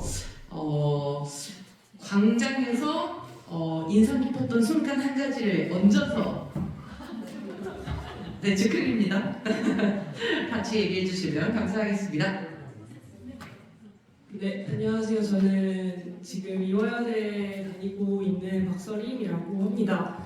네, 저는 화면 광장 당시에 이제 총학생회장으로 이제 계엄을 맞이를 했었고요. 제가 가장 기억에 남는 순간은 이제 최근에도 이제 친구들이랑 얘기하다가 나눴었는데 저는 12월 7일 토요일 날을 항상 가장 뽐낸 것 같습니다. 이유는 이제 계엄 직후에 있었던 가장 첫 번째로 맞이했던 토요일이었는데 그때 당시에 이제 저희 학교를 포함한 많은 대학생들과 그리고 시민들이 거리로 뛰쳐나와서 같이 윤석열 파면을 외쳤던 장면이 항상 너무 기억에 남는다라는 이야기를 하고요. 특히나 저한테도 그때 그 장면이 세상이 이렇게 많은 사람들과 함께 그리고 대학생들이 함께 바꿔내고 있구나라는 인상을 많이 받았어서 그 장면을 꼽고 싶습니다. 감사합니다. 네, 저는 행동하는 경기대학생연대에서 나왔고 경기대학교에 재학 중인 김지호라고 합니다. 일단 제가 가장 기억에 남는 순간은 아무래도 저는 12월 14일 탄핵안이 가결되었던 날이었는데요. 일단 12월 7일 같은 경우는 제가 아쉽게도 집회에 못 갔었는데 그 당시 저는 그때 TV로 그때 국민의힘 의원들이 퇴장하는 걸 봤었어요. 그래서 저는 그때 국민의힘 의원들이 또 탄핵 한 표라도 생산은 해야지 그래 퇴장하는 게 맞나 싶으면서 계속 화만 내고 있었는데 그 당시에도 많은 사람들이 길거리에 앉아가지고 탄핵안이 가결되기만 기다리고 있었잖아요. 그때 많은 죄책감을 느꼈습니다. 나는 여기서 이렇게 화만 내고 있는데 저분들은 이렇게 추운 길바닥에서 탄핵안이 가결되기 기다리고 있는데 내가 지금 이러고 있어도 되는 게 맞나라는 죄책감이 들었는데 그래서 저는 12월 14일에 무조건 집회를 가야 되겠다 싶어가지고 당시에 집회를 갔었어요. 그 당시 12월 14일에 집회 갔을 때 만약 탄핵안이 가결되지 않으면 어떡하지? 내가 이렇게 하는데 내가 고생이 되지 않았으면 좋겠다라는 생각을 가지고 있었는데 그때 마침 12월 14일에 탄핵안이 가결이 돼가지고 굉장히 그래도 내가 그래도 조금이나마 무엇이라도 한 것 같다라는 생각이 들었습니다. 그 당시에 제가 수능이 끝나고 대학교 입학을 기다리던 고3이었는데 지금 벌써 이렇게 1학년에 맞추고 2학년에 준비하고 있는 대학생이 되고 있다는 게 좀 믿기지가 않습니다. 네, 이제 곧 선배가 될 예정이거든요. 네, 사전 준비가 없었지만 너무나 잘 이야기를 해주고 계십니다. 네, 이어서 부탁드립니다. 네, 안녕하세요. 진보대학생대 조직위원장 강세돔이라고 합니다. 네, 저는 좀 인상 깊었던 순간이 사실 저희 같이 학생운동하는 단체들은 지금 친구들이 예전에 비해서 많이 소수이기도 하고 그런 윤석열 퇴진 집회 같은 거부권 거부대회 이런 데 가면은 사람이 이제 많이 없었어가지고 늘 이렇게 많이 왔으면 좋겠다 이런 마음이었었는데 딱 계엄이 터지고 나서 그 대학교에 대자보가 막 다다다다 붙는 거예요. 지금 이제 이 계엄 해제돼야 되고 그리고 윤석열 탄핵돼야 된다 이런 이야기가 막 생기면서 좀 되게 몇 년 만에 저도 대학교 오래 다녔지만은 몇 년 만에 그 학생 총회가 이 계엄령 때문에 소집이 되고 이게 성사가 되고 이런 순간들이 아, 우리 아직 살아있구나 이런 생각이 들어서 되게 인상 깊었던 것 같습니다. 네, 반갑습니다. 저는 여기서 30대 남성을 대표하는 건 아니고 30대 남성으로 와 있는 것 같은데요. 저희는 그 작년부터 국가보안법 피해자들 모시고 국회에서 증언대회를 진행하고 있는 민족통일청년회의 상국자 김대중이라고 합니다. 반갑습니다. 저는 긴 순간이라 짧게 두 순간 있는데 하나는 저희는 딱 이 내란이 터졌을 때 이걸 극복하면서 바로 국가보안법 문제를 즐겨야 된다는 생각을 했었어요. 공장에서부터. 사실 그때 저희가 이제 유인물도 많이 배포하고 이제 플래카드를 많이 그 공시자가 앞에서 걸었었는데 그래서 행전 처음 그 되게 높은 사다리를 타고 위에서 이제 플래카드를 이제 내란의 청사는 국가보안법 폐지로부터 해야 된다는 걸 얘기를 했었는데 사실 그때 좀 외로웠거든요. 저희밖에 그런 얘기를 안 해서 근데 많이 해서 너무 감사한데 근데 엄청 높은 데서 그 시민들을 봤을 때 되게 황홀을 하더라고요. 그래서 아마 제일 높이 가서 황홀했고 그때 이제 그 동네가 윤석열이 있는 데가 한남동에서 이제 밤새 집회했을 때 저도 발언을 했었었는데 그 새벽에 사실 좀 젊은 대다수가 여성이 또 남성이 일부가 많이 남아 있었어요. 그때 제가 발언으로 국가보안법 폐지 발언을 했는데 참 쉽지 않았는데 잘 엮어서 나름 얘기를 했는데 함께 그 분들과 국가보안법 폐지하라는 발언을 함께 외쳤을 때 되게 짜릿했습니다. 감사합니다. 네, 다들 광장의 순간순간들 잘 기억해 주고 계시는 것 같은데요. 그 열기를 우리가 이어가는 대화를 좀 해보면 좋겠습니다. 우리 청년들이 교수님께 질문을 할 것입니다. 그래서 대담을 이어가려고 하는데요. 첫 번째 질문 준비해 주신 분부터 어떤 이야기를 좀 듣고 싶은지 말씀 부탁드립니다. 네, 저는 오늘 북토크의 주제랑 연결되는 계엄과 그리고 앞에 나와 있는 것처럼 청년들 사이에서 높아지는 국어 현상이 좀 더 구체적인 사례들이 많이 떠올랐어서 이제 좀 여쭤보고 싶었던 것은요. 계엄 이후에 이제 앞서서 말씀해 주셨던 분들 얘기처럼 대학가 안에서 윤석열 파면을 외쳤던 대학생들도 많았지만 사실 동시에 여러 대학들의 그 대학의 대학생들이 이제 윤석열 탄핵을 반대하는 시위를 벌이기도 했었습니다.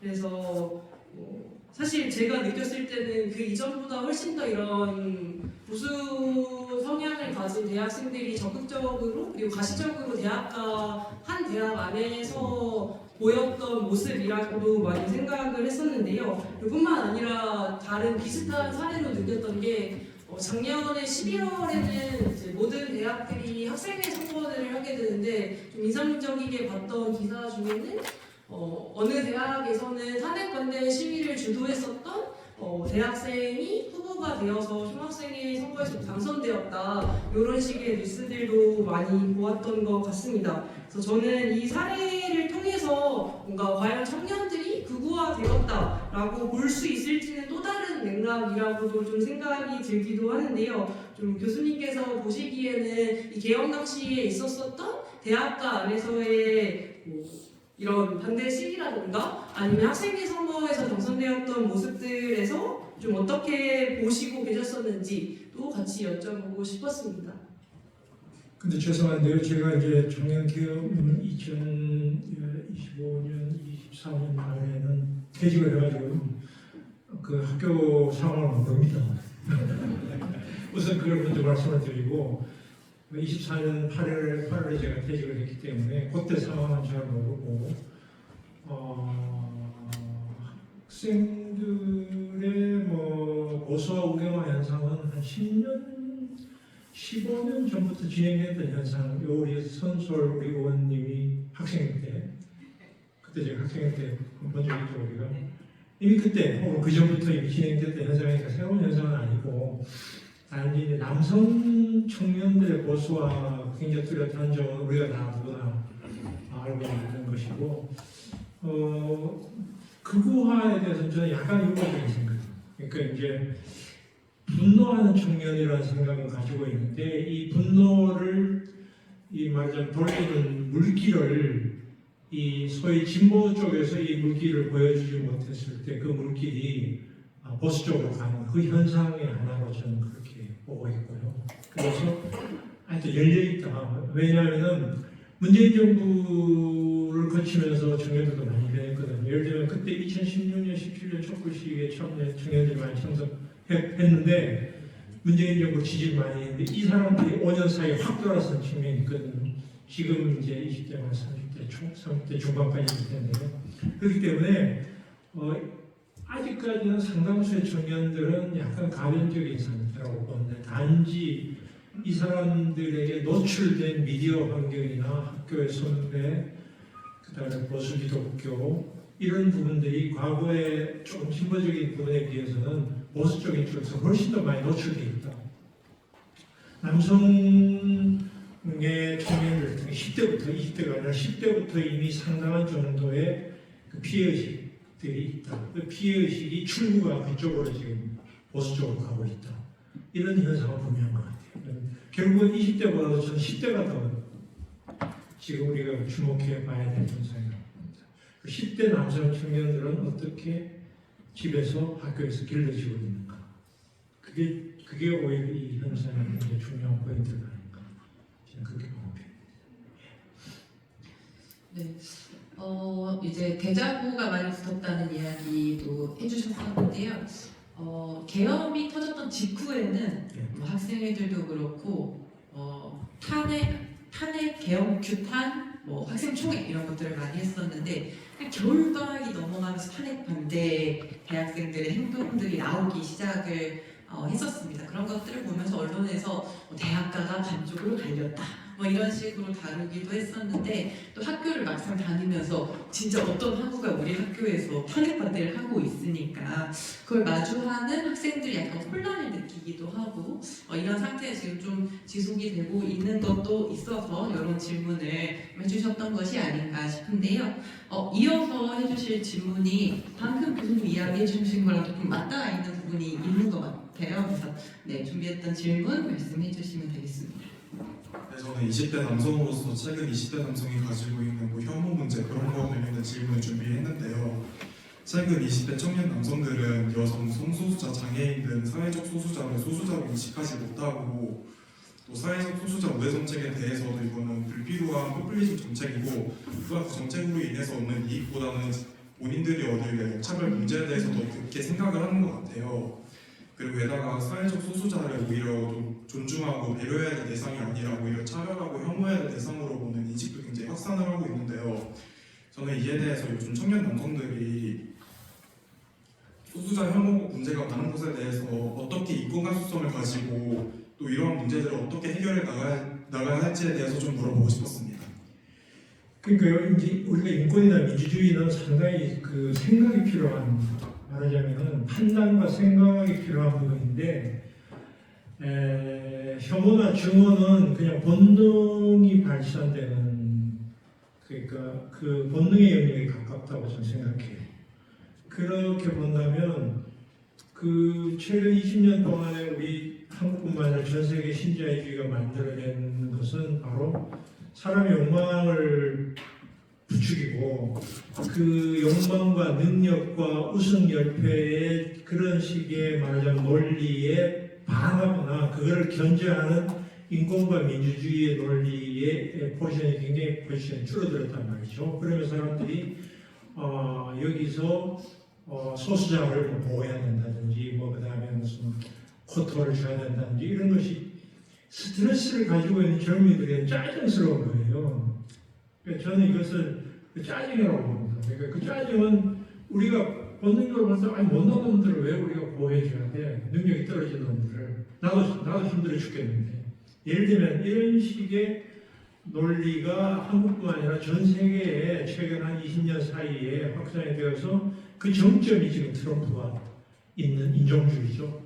우리 이제 제가 이 강의 때 좀 이야기했습니다만 기본적으로 혐오는 인종주의에 기초하고 있는 거고요. 일제시대 때 일본 사람들이 조선칭 불렀던. 근데 그 조선칭을 혐오한 사람들은 일본의 그 지식층이 물론 배후에 있지만 사실은 보통의 일본인들, 그 못 사는 일본인들. 나가 힘들어 죽겠는데 저놈들이 와가지고 내 밥그릇까지 빼앗아 가는 거 알아가는 것인데, 저는 한국의 그 청년들이나 혹은 한 20년 전부터 일어났던 현상들도 그 짜증스러움과 혐오와 스트레스의 하나의 발산의 출구를 그쪽에서 찾는 거라고 생각이 돼요. 그러나 이제 우리가 뭐 인권이니 민주주의니 무슨 뭐 사회니 뭐 이런 건 굉장히 많은 생각이 필요해요. 생각이 필요하고 거기에 대해서 고민이 필요한 것인데, 우리는 그 고민의 영역을 대부분 생략하고 대체로 곧바로 자기 본능이 곧바로 활동하는 쪽으로 사회가 계속 작동을 해왔고, 거기서 사람들의 자연스러운 이 감정의 영역에서 왜 저렇게 못난 사람들 우리가 도와줘야 돼? 왜 저 사람들에게 마이크를 줘야 돼? 이게 이제 결국은 설명이 자기로서는 이 10대라고 하는 것은 그렇지 않습니까? 남자나 여자나 그 남성성과 여성성이 가장 적절에 도달할 때가 17, 18, 19입니다. 그러면 그 남성성과 여성성이 정점에 도달하는 이 나이에 남자 여자가 조금 다른데요. 그 말하자면은 성적인 것 포함해서 그 다음에 인간이 가지고 있는 자기의 가장 큰 에너지가 그쪽으로 가는 거죠. 그 에너지를 약간의 컨트롤하거나 생각할 수 있는 기회가 안 만들어질 경우에 그쪽으로 노력하는 그런 거 아닌가 저는 생각. 네.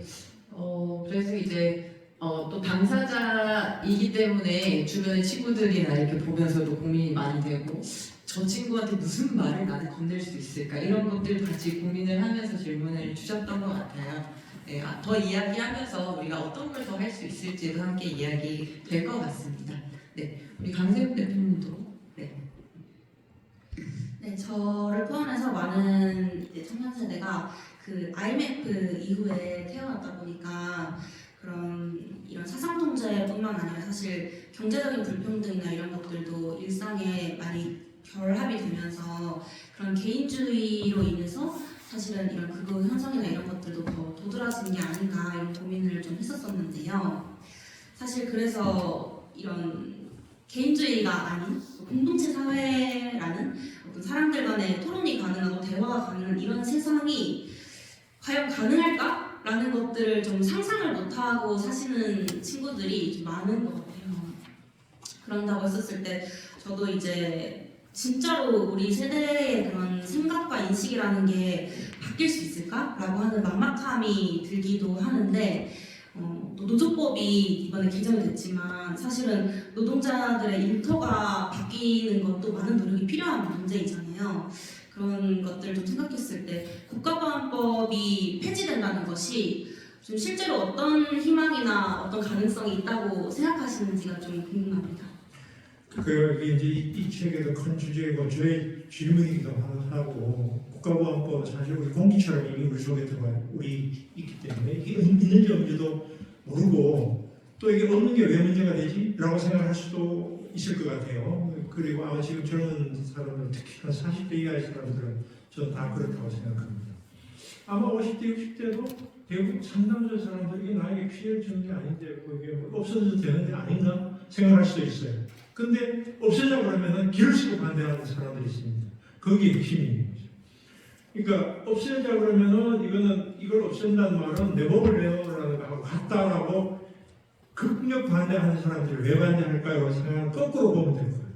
그러니까 그거는 그 극력 반대하는 사람들의 그 이유는 이게 이제 북한도 이제 자기들 이제 별도의 국가로 가겠다고 하고 두 국가로 가겠다고 하고 오히려 남북 관계 위협은 오히려 남쪽에서 지금 그 윤석열 대통령이 오히려 드론 막 날리면서 전쟁 유도를 했는데 왜 그런 국가보안법이 있어야 되지?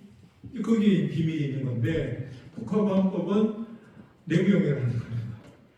북한용이 아니고 사실 내부용이고, 그 내부용의 핵심은 정말 반국가 세력을 처벌하기 위한 그 명분이 있지만 실제로는 정치적 반대죠. 그러니까 나의 기득권을 위협하는 사람을 가만두지 않겠다고 하는 것이 국가보안법의 핵심인 것이죠. 윤석열 그 대통령이 선포한 개헌 포고령 나온 문구 기억나시는지 모르겠는데 학생들이 나는 오히려 내가 사회학자라서 갑자기 내가 조사 막 본능이 발동해가지고 학생들 조사하고 싶어요. 이게 뭔가 이렇게 물어보고 싶고 인터뷰하고 싶은데 이 젊은이들은 그 포고령을 보고 무슨 생각을 했을까? 이게 난 궁금해요 진짜. 이거 물어보고 이거 끝나고 나서 물어볼게요. 왜냐하면 80년 5.17 비상계엄 학대 계엄을 저는 대학생으로 직접 경험을 했기 때문에 계엄 나오면 갑자기 들들 떨립니다. 떨려요. 그 상황에, 그 이후 상황에. 근데 젊은이들은 이게 안 떨릴 거예요. 왜냐하면 안 겪어봤으니까. 근데 거기서 윤석열이 사용했던 단어에 대해서 어떤 생각이 들어요? 궁금해요.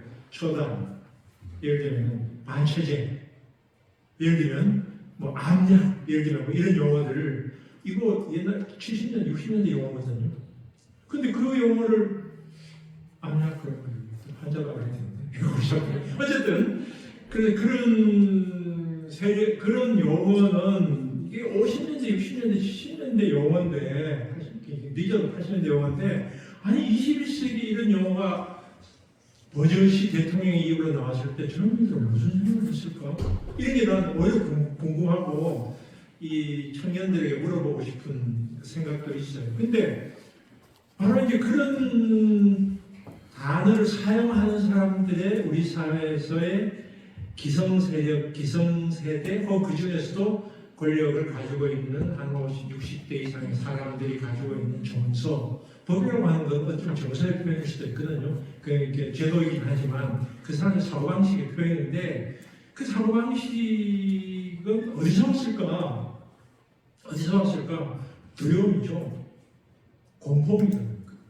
공포인데 공포 두려움은 옛날에는 북한 침략의 공포였는데요. 지금은 북한 침략의 공포가 아니잖아요. 근데 왜 이 사람은 공포를 느꼈을까요? 그거죠. 제가 오늘 던진 질문은 왜 윤석열과 이 사람들은 왜 공포를 느꼈을까요? 뭐 때문에 공포를? 이 사람들이 권력을 잃는다고 해서 누가 죽이나요? 안 죽이잖아요. 죽일 사람 없잖아요. 근데 왜 그 공포를 느꼈을까요? 그건 결국은 사람의 심리적으로 내가 힘이 있지만 상대방이 나를 끊임없이 내가 가지고 있는 걸 뺏으려고 한다고 하는 약간의 그 불안감을 계속 가지고 있거나 아니면 내가 힘은 있지만 저 사람 힘은 별로 없는데 저 사람이 내보다 힘이 훨씬 크다고 느끼거나 주관적으로 둘 다이거든요. 그건 그렇게 본다면 국가보안법은 결국은 우리 사회에서 이 자기에게 반대하거나 자기가 가지고 있는 약간의 기득권을 뺏으려고 하는 사람들이 이걸 확 막고 싶은 생각. 그러니까 이걸 확 막아서 계속 내가 가진 것을 계속 유지하고 싶은 생각과 그런 식의 어쨌든 이해관계가 표현된 거라고 보고 싶어요. 아까 치안유지법 첫 번째 또 나왔는데요. 이번 치안유지법은 뭐 일본에 있는 뭐 검사들이나 뭐 천황을 옹호하는 사람들이 막 그 반대 세력을 제압하기 위해서 맞는 말인데 더 핵심적인 것은 1920년대 초부터 나왔던 사회주의, 공산주의, 마지막은 노동운동. 핵심. 노동운동에 대한 두려움. 그러니까 노동운동이 결국은 일본의 그 당시에 급속한 근대화를 추진해 나왔던 관료, 군부, 우리 식으로 말하는 그 당시에 제왕을 하는 사람도 있지만 돈 많은 사람들이 기득권을 위협한다고 느꼈기 때문에 치안유지법이 나오고 한국도 그렇게 보시면 돼요. 결국은 누가 두려워하는가라고 거꾸로 질문을 해보면 왜 두려워하는가? 누가 두려워하는가를 보면 나는 그렇게까지 저 사람들 그렇게 할 생각이 없었는데 그렇지만 너도 나중에는 잘못하면 나를 위협하는 세력이 될 수 있어. 싸움자리. 문제는 북한이 아니라 국내에서의 이 기득권의 문제, 하고의 문제. 이렇게 보면 조금 더 아마 왜 저 사람들이 저렇게 반대할까라고 하는 생각을 해볼 수 있지 네, 않을까. 너무 재밌어가지고 계속 듣고 싶은데 시간 관계상 아쉽네요. 국가보안법은 내부용이다라는 이 말에 많은 것이 담겨 있는 것 같습니다. 사실 여쭤봤던 것들 좀 물어보고 싶은데 그냥 제가 조금 가름을 하자면 의원님들도 나이 차이가 저랑 좀 많이 나니까 저한테 그런 거 많이 물어보시거든요. 근데 이제 실제로 이제 이전에 80년대, 90년대 학생운동 하셨고 했던 의원님들은 나는 일단 집에 불을 껐다. 막 이런 얘기를 하시기도 하고 문을 열었는데 군인이 있으면 어떡하지? 이런 생각을 하시기도 하고 근데 막상 문을 열었는데 군인이 없어서 살짝 황당했다. 이런 이야기를 하시면 저는 신기했는데 저는 이게 뭐야? 일단 가봐야겠다. 이렇게 생각을 했었고 그날 12월 3일 밤에 대학생 청년들이 많았어요. 국회 정문 앞에. 근데 약간 진짜 패딩 입고 이건 진짜 이건 뭐야? 이러면서 이제 오히려 아무것도 모르니까 그때 경험이나 이런 것이 없었기 때문에 이것이 그냥 틀렸고 잘못된 것이고 바로잡아야 된다라는 감각으로 행동에 뛰쳐나왔던 대학생들이 많았다. 저는 그렇게 느낍니다. 사실 그 말씀하셨던 그 단어의 구체적인 뭔가 감각이나 이런 것들은 청년들에게는 없었던 것 같아요. 네, 그것이 오히려 바로 행동하게 하는 어떤 계기, 작동의 원리가 있지 않았을까라고 저도 생각했었습니다. 네, 이런 상황에서 광장에서도 국가보안법 폐지를 외쳤던 우리 김태중님, 네, 질문 이어가겠습니다. 혹시 사장님 질문을 하나만 해야 되나요? 시간 일단 다 말해보실래요? 네.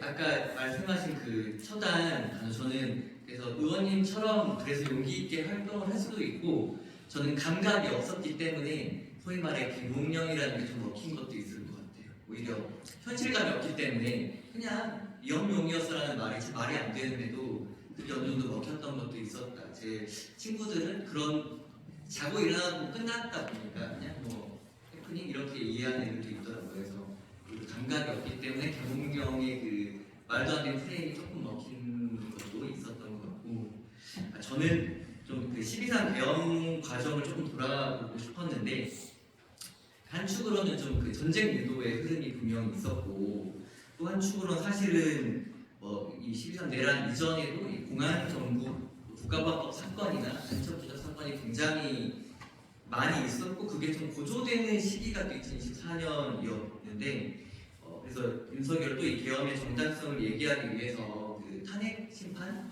최종 진술에서 이제 간첩 이제 기사들도 많이 세봤는데 25번을 얘기를 하면서 이제 계엄의 정당성을 이제 피력하기도 했었는데 저희가 이제 조금 공부하면 다음 주 월요일 날에 국가보안법 피해자 증언대 그 제주 세월호 기업관 관장님 신동훈님을 모시고 하는데 제가 이번에 사전 인터뷰를 할 때도 저희는 사실은 12월 7일, 14일 지나면서 힘도 많이 얻었잖아요. 이겼다 한 번은 넘어갔다. 근데 이분은 매일매일 악몽을 꿨대요.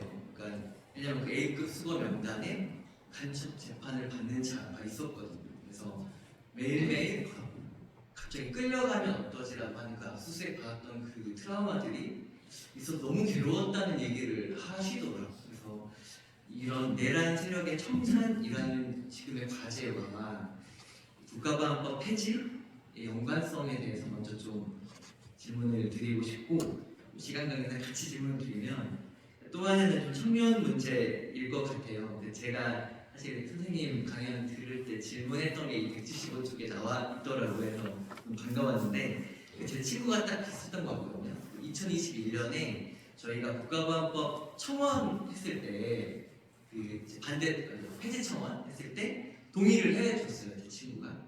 근데 그 친구가 그때도 이제 문재인 정권에 대한 실망감은 있었는데 그게 그 사회가 바뀌어야 돼서 뭔가 좋은 방향 이런 취지였는데 딱 4년 지나고 나서 많이 이제 그런 소위 말해 저한테 딱 그 강연 듣는 당일 아침에 이제 중국인 인신매매 이 얘기를 저한테 물어보면서 문자를 보내더라고요. 그래서 4년 사이에 굉장히 친구가 많이 변했다는 느낌을 받았는데 저도 이제 개인적으로 청년의 극우화라는 표현보다는 저는 이제 그 치솟는 집값 그리고 불안정한 노동시장 이것이 청년들의 어떤 지금 불안정한 환경을 굉장히 만들었다고 생각을 하는데 이 틈을 이 윤핵의 세력들이 국가보안법 폐지 반대라는 그 프레임을 가지고 많이 좀 선동해왔다. 그게 이제 소위 말 유튜브랑 인스타에서 12월부터 퍼졌던 그 폐지 반대였다고 이제 보는데 이 윤핵의 세력들이 국가보안법 폐지 반대라는 것을 뭔가 무기로 삼는 이유 혹은 이제 이 프레임을 가져가는 이유에 대해서도 같이 한번 좀 정리해 주시면 좋을 것 같아요. 예, 그 계몽령 부분 그럴 것 같아요. 이 계몽령이라는 말은 원래 박정희가 썼던 말이고요. 72년 69대 때 박정희가 계몽령을 썼습니다. 거기서 원전 박정희. 그리고요, 그 내란세력 청사는 국힘을 지지하는 사람이 40%가 있는 한도 내에서는 청산이 불가능합니다. 왜냐하면 그렇다고 해서 이 사람들이 우리 사회에서 완전히 없어질 수는 없어요. 그러니까 저는 어떤 사회든지 극우적인 성향, 파시즘을 지지하는 성향을 가진 사람이 한 15%는 있다고 봅니다. 기본적으로. 근데 이 15%가 말하자면 20%, 30%, 40%가 되면 집권까지 가는 겁니다. 근데 이제 그 성향 자체를 우리가 인간으로서 문제 삼을 수는 없다고 보고, 그러니까 이 사람들을 이 윤석열의 이 내란을 가능하게 했던 그 기반, 결정적인 기반은 저는 검찰 조직이라고 보고 있고, 검찰은 바로 이제 일제시대 치안유지법의 실질적인 그 기둥이 바로 검찰이었고, 일제 사상검사들이었고요. 그게 이제 오늘날까지 한국에 그 남아있는 것이고, 군 조직의 후신이고, 가장 군 조직과 유사한 그 일사불란한 명령에 의해서 움직이는 조직이고, 그런데 옛날의 검찰하고 지금의 검찰의 다른 점은 지금의 검찰은 최종 목표가 돈이라는 겁니다. 그렇게 해야 결국은 오픈 다음에 돈벌이를 할 수 있다는 그게 다른 점입니다. 그렇기 때문에 일사불란하게 움직이되 바로 그 사람들이 보건대 이른바 이 보수 세력에게 엄격하게 하는 사람은 아웃이고, 그 사람들에게 유화적으로 한 사람은 옷 벗은 다음에 김현장에 갈 가능성이 높기 때문에 최대한 그 승진의 사닥다리 속에서는 충성을 바치는 것이죠. 핵심은 오히려 지금은 자본주의에 있다고 볼 수가 있고요. 그래서 그 조직 자체를 어떻게 하든지 이 행정 조직으로서 특수행정 조직, 검찰 조직을 해체하지 않으면 내란은 계속될 거다. 저는 그렇게 봅니다. 물론 이제 법원까지 포함되지만. 그렇게 되면 이 사람들은 이게 국가보안법이 먹거리예요. 제가 이제 강연에서 이야기했지만 공안기관하고 검찰 조직은 국가보안법이 있기 때문에 간첩이 있어줘야 자기들이 먹을거리가 생겼어요. 그동안은 그래왔습니다. 지금은 이제 사건이 워낙 줄었기 때문에 그 정도는 아니지만 어쨌든 그래서 내란의 부분은 저는 검찰 조직과 사법개혁과 검찰개혁이 핵심이고, 이제 그것이 되면은 그때야 뭐 이 윤석열을 사형에 처한다 뭐 이런 그 법적인 물론 엄단도 중요하지만 그보다는 이제 제도개혁으로서 이제 가는 것이 저는 맞다고 보고요. 그래서 그런 것에 대해서 국가보안법의 존립에 말하자면 당위성과 필요성을 설득할 수 있는 방법도 저는 이제 바로 그런 쪽에서 있다고 봅니다. 이게 결국 뭐 식민지 유산이니까 철폐해야 됩니다. 이거 가지고 사람들에게 설득하기가 좀 어렵다고 보고요.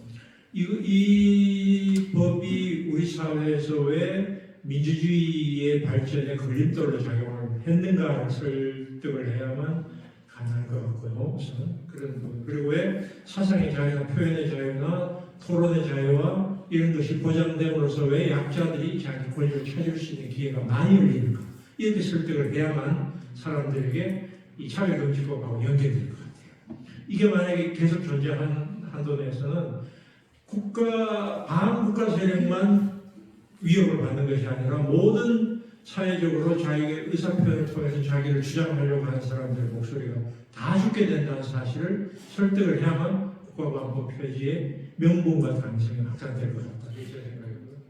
그 다음에 이제 청년들 지금 두 번째 이야기하신 문제는 국가보안법은 기본적으로 전쟁법입니다. 이건 이미 제정될 때도 그 이야기가 있습니다. 전쟁이 존재함으로써 이 법이 존재하는 명분이 생기는 겁니다. 전쟁의 명분은 뭐냐 하면 적이 있어야 됩니다. 적을 끊임없이 만들어내야만 하는 게 바로 국가보안법 존립의 명분이에요. 근데 옛날에는 북한이 적이었는데 북이 이제 따로따로 이제 가자 그러고 옛날처럼 위협이 안 되니까 그 다음 적을 찾게 된 게 중국입니다. 중국이 있어야 이 사람들이 생존하는 거예요. 그러니까 중국 혐오는 새로운 적 엔미 메이킹입니다. 적 찾기입니다. 이 적 찾기 전략에서 중국이 나왔고, 그거는 기독교 보수 기독교의 적 찾기하고 둘이 맞아떨어진 거죠. 보수 기독교도 위기의식 지금 이 신도수가 계속 줄어들고 있고, 그 교회에 이제 청년들이 안 나오게 되기 때문에 목회자들이 위기의식을 느끼는 거예요. 근데 이 사람들이 그걸 사회학적으로 그런 사람들 죄인들 안 물어보죠. 사회학적으로. 그럼 어떻게 이 두려움을 어디다가 적에게 돌리는 거예요. 이 사회현상으로 설명한 게 아니라 사탄, 마귀, 그 다음에 이 우리가 모르는 적들이 우리를 음행하고 있다. 이렇게 설명하는 게 이 보수 기독교인들 가장 손쉬운 설명하는 거지. 그 보수 기독교인들이 그럼 옛날에 북한이 적이었는데 북한이 없으니까 누가 적이에요? 중국놈들이죠. 중국놈들이 우리 들어와가지고 지금 선거 막 부정선거 다 하고 있다. 이렇게 하는 게 사람들에게는 아주 손쉽게 설명할 수 있는 방법이에요.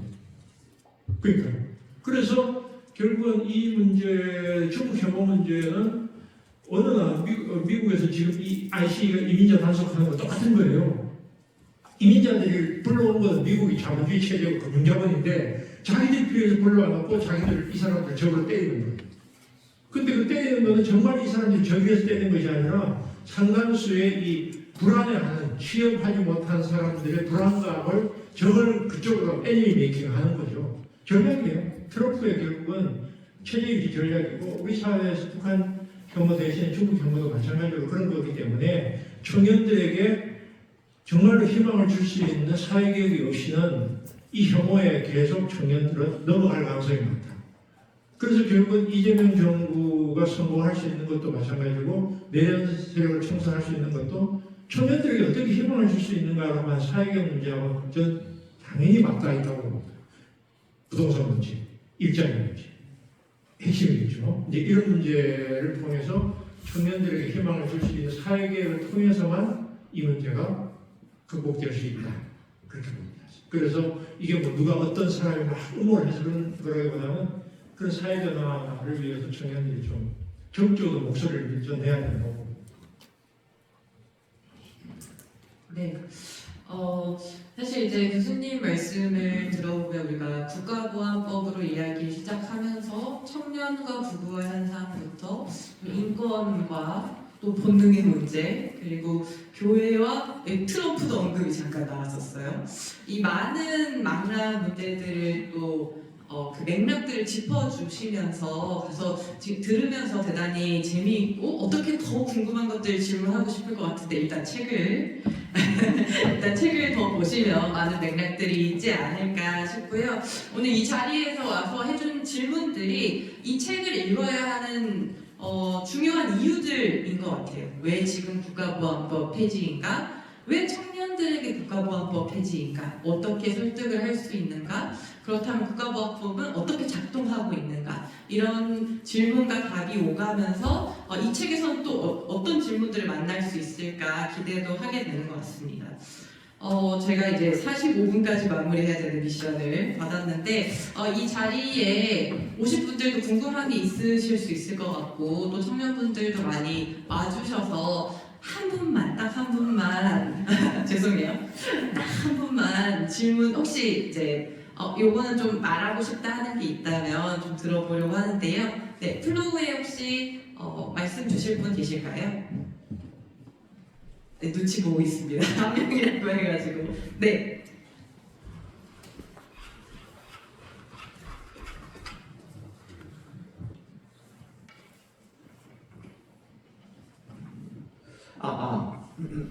안녕하세요. 저는 한신대학교 소속이고요. 행동하는 경기대학생연대 소속이자 일본군 위안부 문제 해결을 위한 동아리 평화나비 소속인 김동우라고 합니다.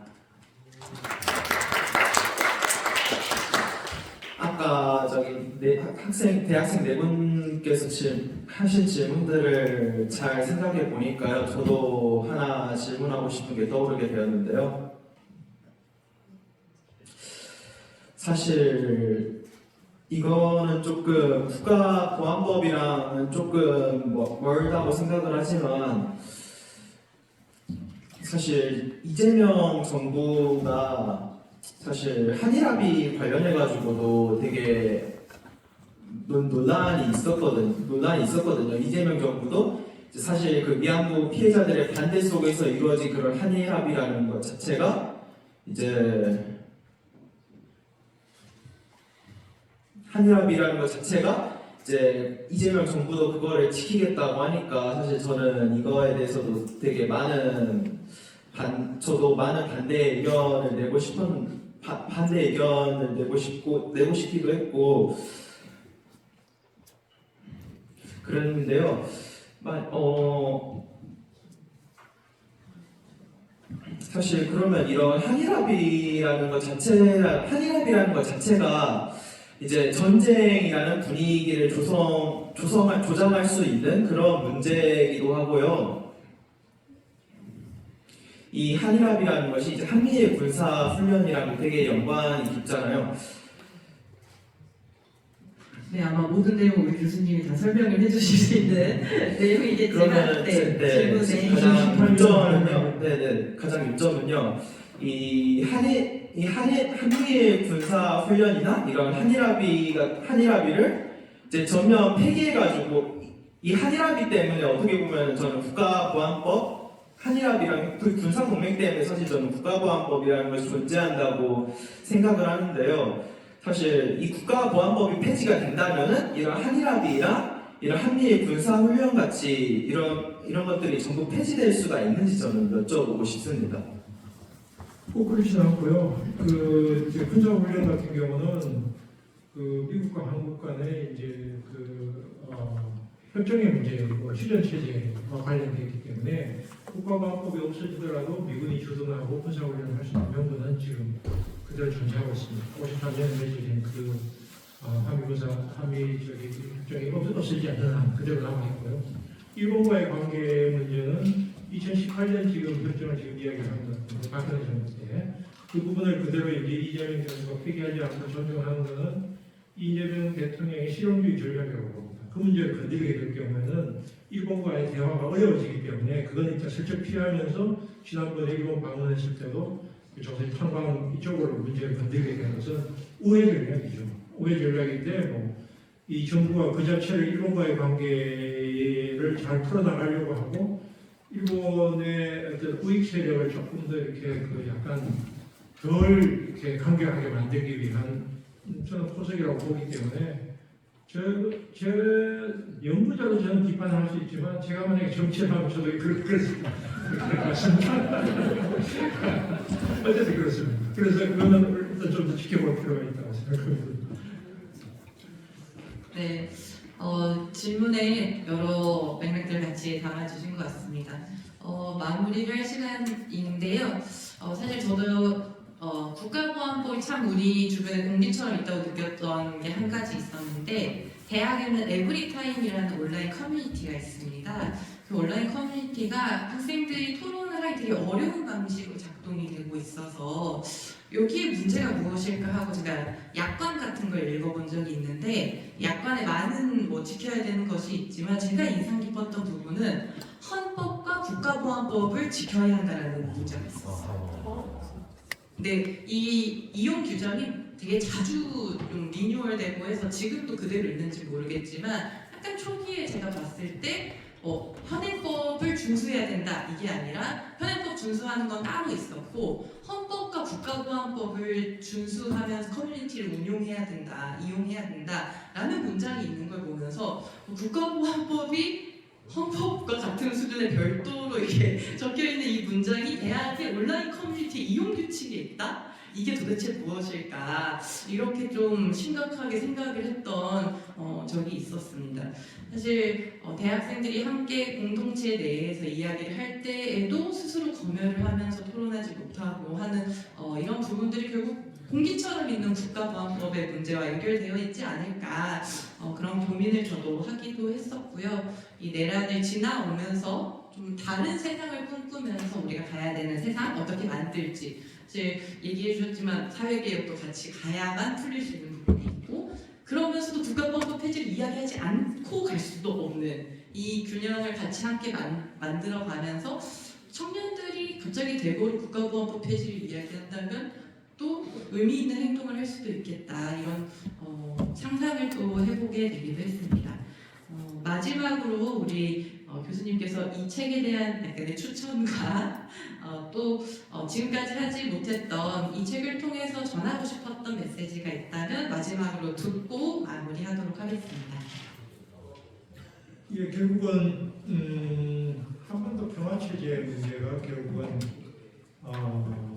이 국가보안법하고 연동이 돼야 될 것 같고요. 학생들이나 청년들의 입장에서는 지금 북한은 남의 나라입니까? 사실 남의 나라 맞죠. 지금 30대 이하 사람 40대까지 포함됐습니다. 하여튼 북한 남의 나라. 남의 나라인데 이 남의 나라 북한도 마찬가지로 공기처럼 남의 나라인 것처럼 보이지만 북한 변수는 한국 내부에 들어와 있습니다. 우리 내부에 깊이 들어와 있는데 결국은 평화와 통일로 성취하기 위해서 어떻게 해야 되는가라고 하는 문제하고 같이 연관을 시켜서 이 문제를 봐야 되지 않을까. 이게 하나의 법이 아니라 결국 그러면 남북한이 어떻게 서로 두 개 국가로 가도 괜찮은데 두 개 국가로 서로 공존하면서 전쟁을 한국전쟁 종전선언을 하고 문재인 대통령이 시도하다가 실패했습니다만 종전선언을 해서 남북한의 군비 확장을 막고 할 수 있다면 한반도 비핵화를 하고 그게 어렵다면 북한의 핵동결이라도 하고 결국은 남북한이 전쟁의 위기를 서로 막으면서 경제적으로 교류를 하고 우리가 철도를 깔아서 중국에서 러시아로 연결되는 북한을 연결되는 철도를 깔고 그 인프라에 남한 기업 자본이 투자를 하고 남한 청년들의 일자리 문제도 어느 정도 해결하고 북한도 경제도 좀 좋아지고 이게 이제 청년들이 한 번도 생각해 보지 않았을 통일이지. 그러니까 그런 한꺼번에 갑자기 남북한이 하나가 되는 게 아니고 이렇게 공존하면서 평화체제를 유지하면서 서로가 윈윈하게 살아갈 수 있는 방도에도 남한 청년들의 미래가 있다. 이걸 저는 사람들에게 조금 더 많이 이야기를 해주고 싶어요.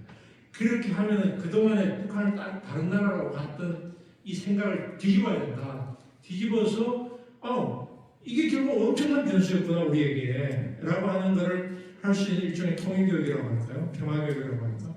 이게 연결되면서 국보법 이걸 왜 존재해야 돼? 이렇게 질문을 이제 해나가면 사람들이 훨씬 더 많이 다가갈 수 있을 것 같고 그런 부분에 대해서 조금 더 청년들이 이제 우리 이 시기 상황을 겪었기 때문에 왜 윤석열 이 사람들이 이렇게 결혼까지 이렇게 했지? 라고 하는 질문들을 좀 동료들하고 같이 해보면서 토론을 하는 이런 모임들이나 공간이 많이 만들어지면 좀 다른 생각하는 사람도 불러가지고 부정선거 계속 주장하는 친구들이나 중국 계속 때리는 친구들도 불러가지고 너 왜 이게 중국이 이게 왜 문제라고 생각하니? 라고 하면서 지금 이미 격변하는 국제정세에 이제 미국의 해는 이제 지고 있고 중국은 떠오르고 있고 앞으로 20년 동안에 이 지구 판도가 바뀔 것이고 AI 시대에 지금 우리의 운명 자체도 바뀔 텐데 이런 거를 좀 크게 이야기하면서 남북한 문제를 이야기하는 이런 좀 학습 동아리라고 할까 그런 게 좀 많이 느끼면 좋겠다. 이게 저는 이제 아까 강성현 교수는 이제 뜬 해가 아니라 뜬 해인데 저는 이제 지는 해니까 지는 해 입장에서 이런 걸 이야기를 하고 싶어요. 하여튼 고맙습니다.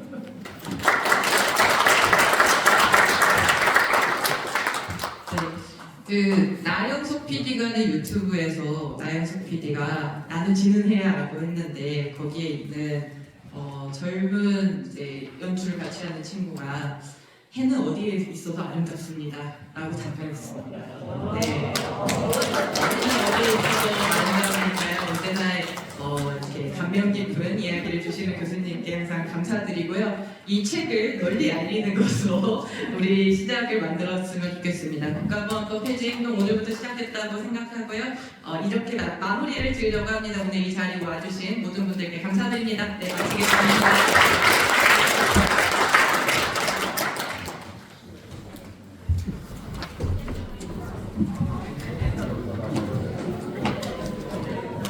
네, 감사합니다. 나가실 때 책상에 있는 피켓을 바깥에 제출해 주시고 가시거나 집으로 가져가시거나 하시면 좋을 것 같습니다. 거기 안녕하세요.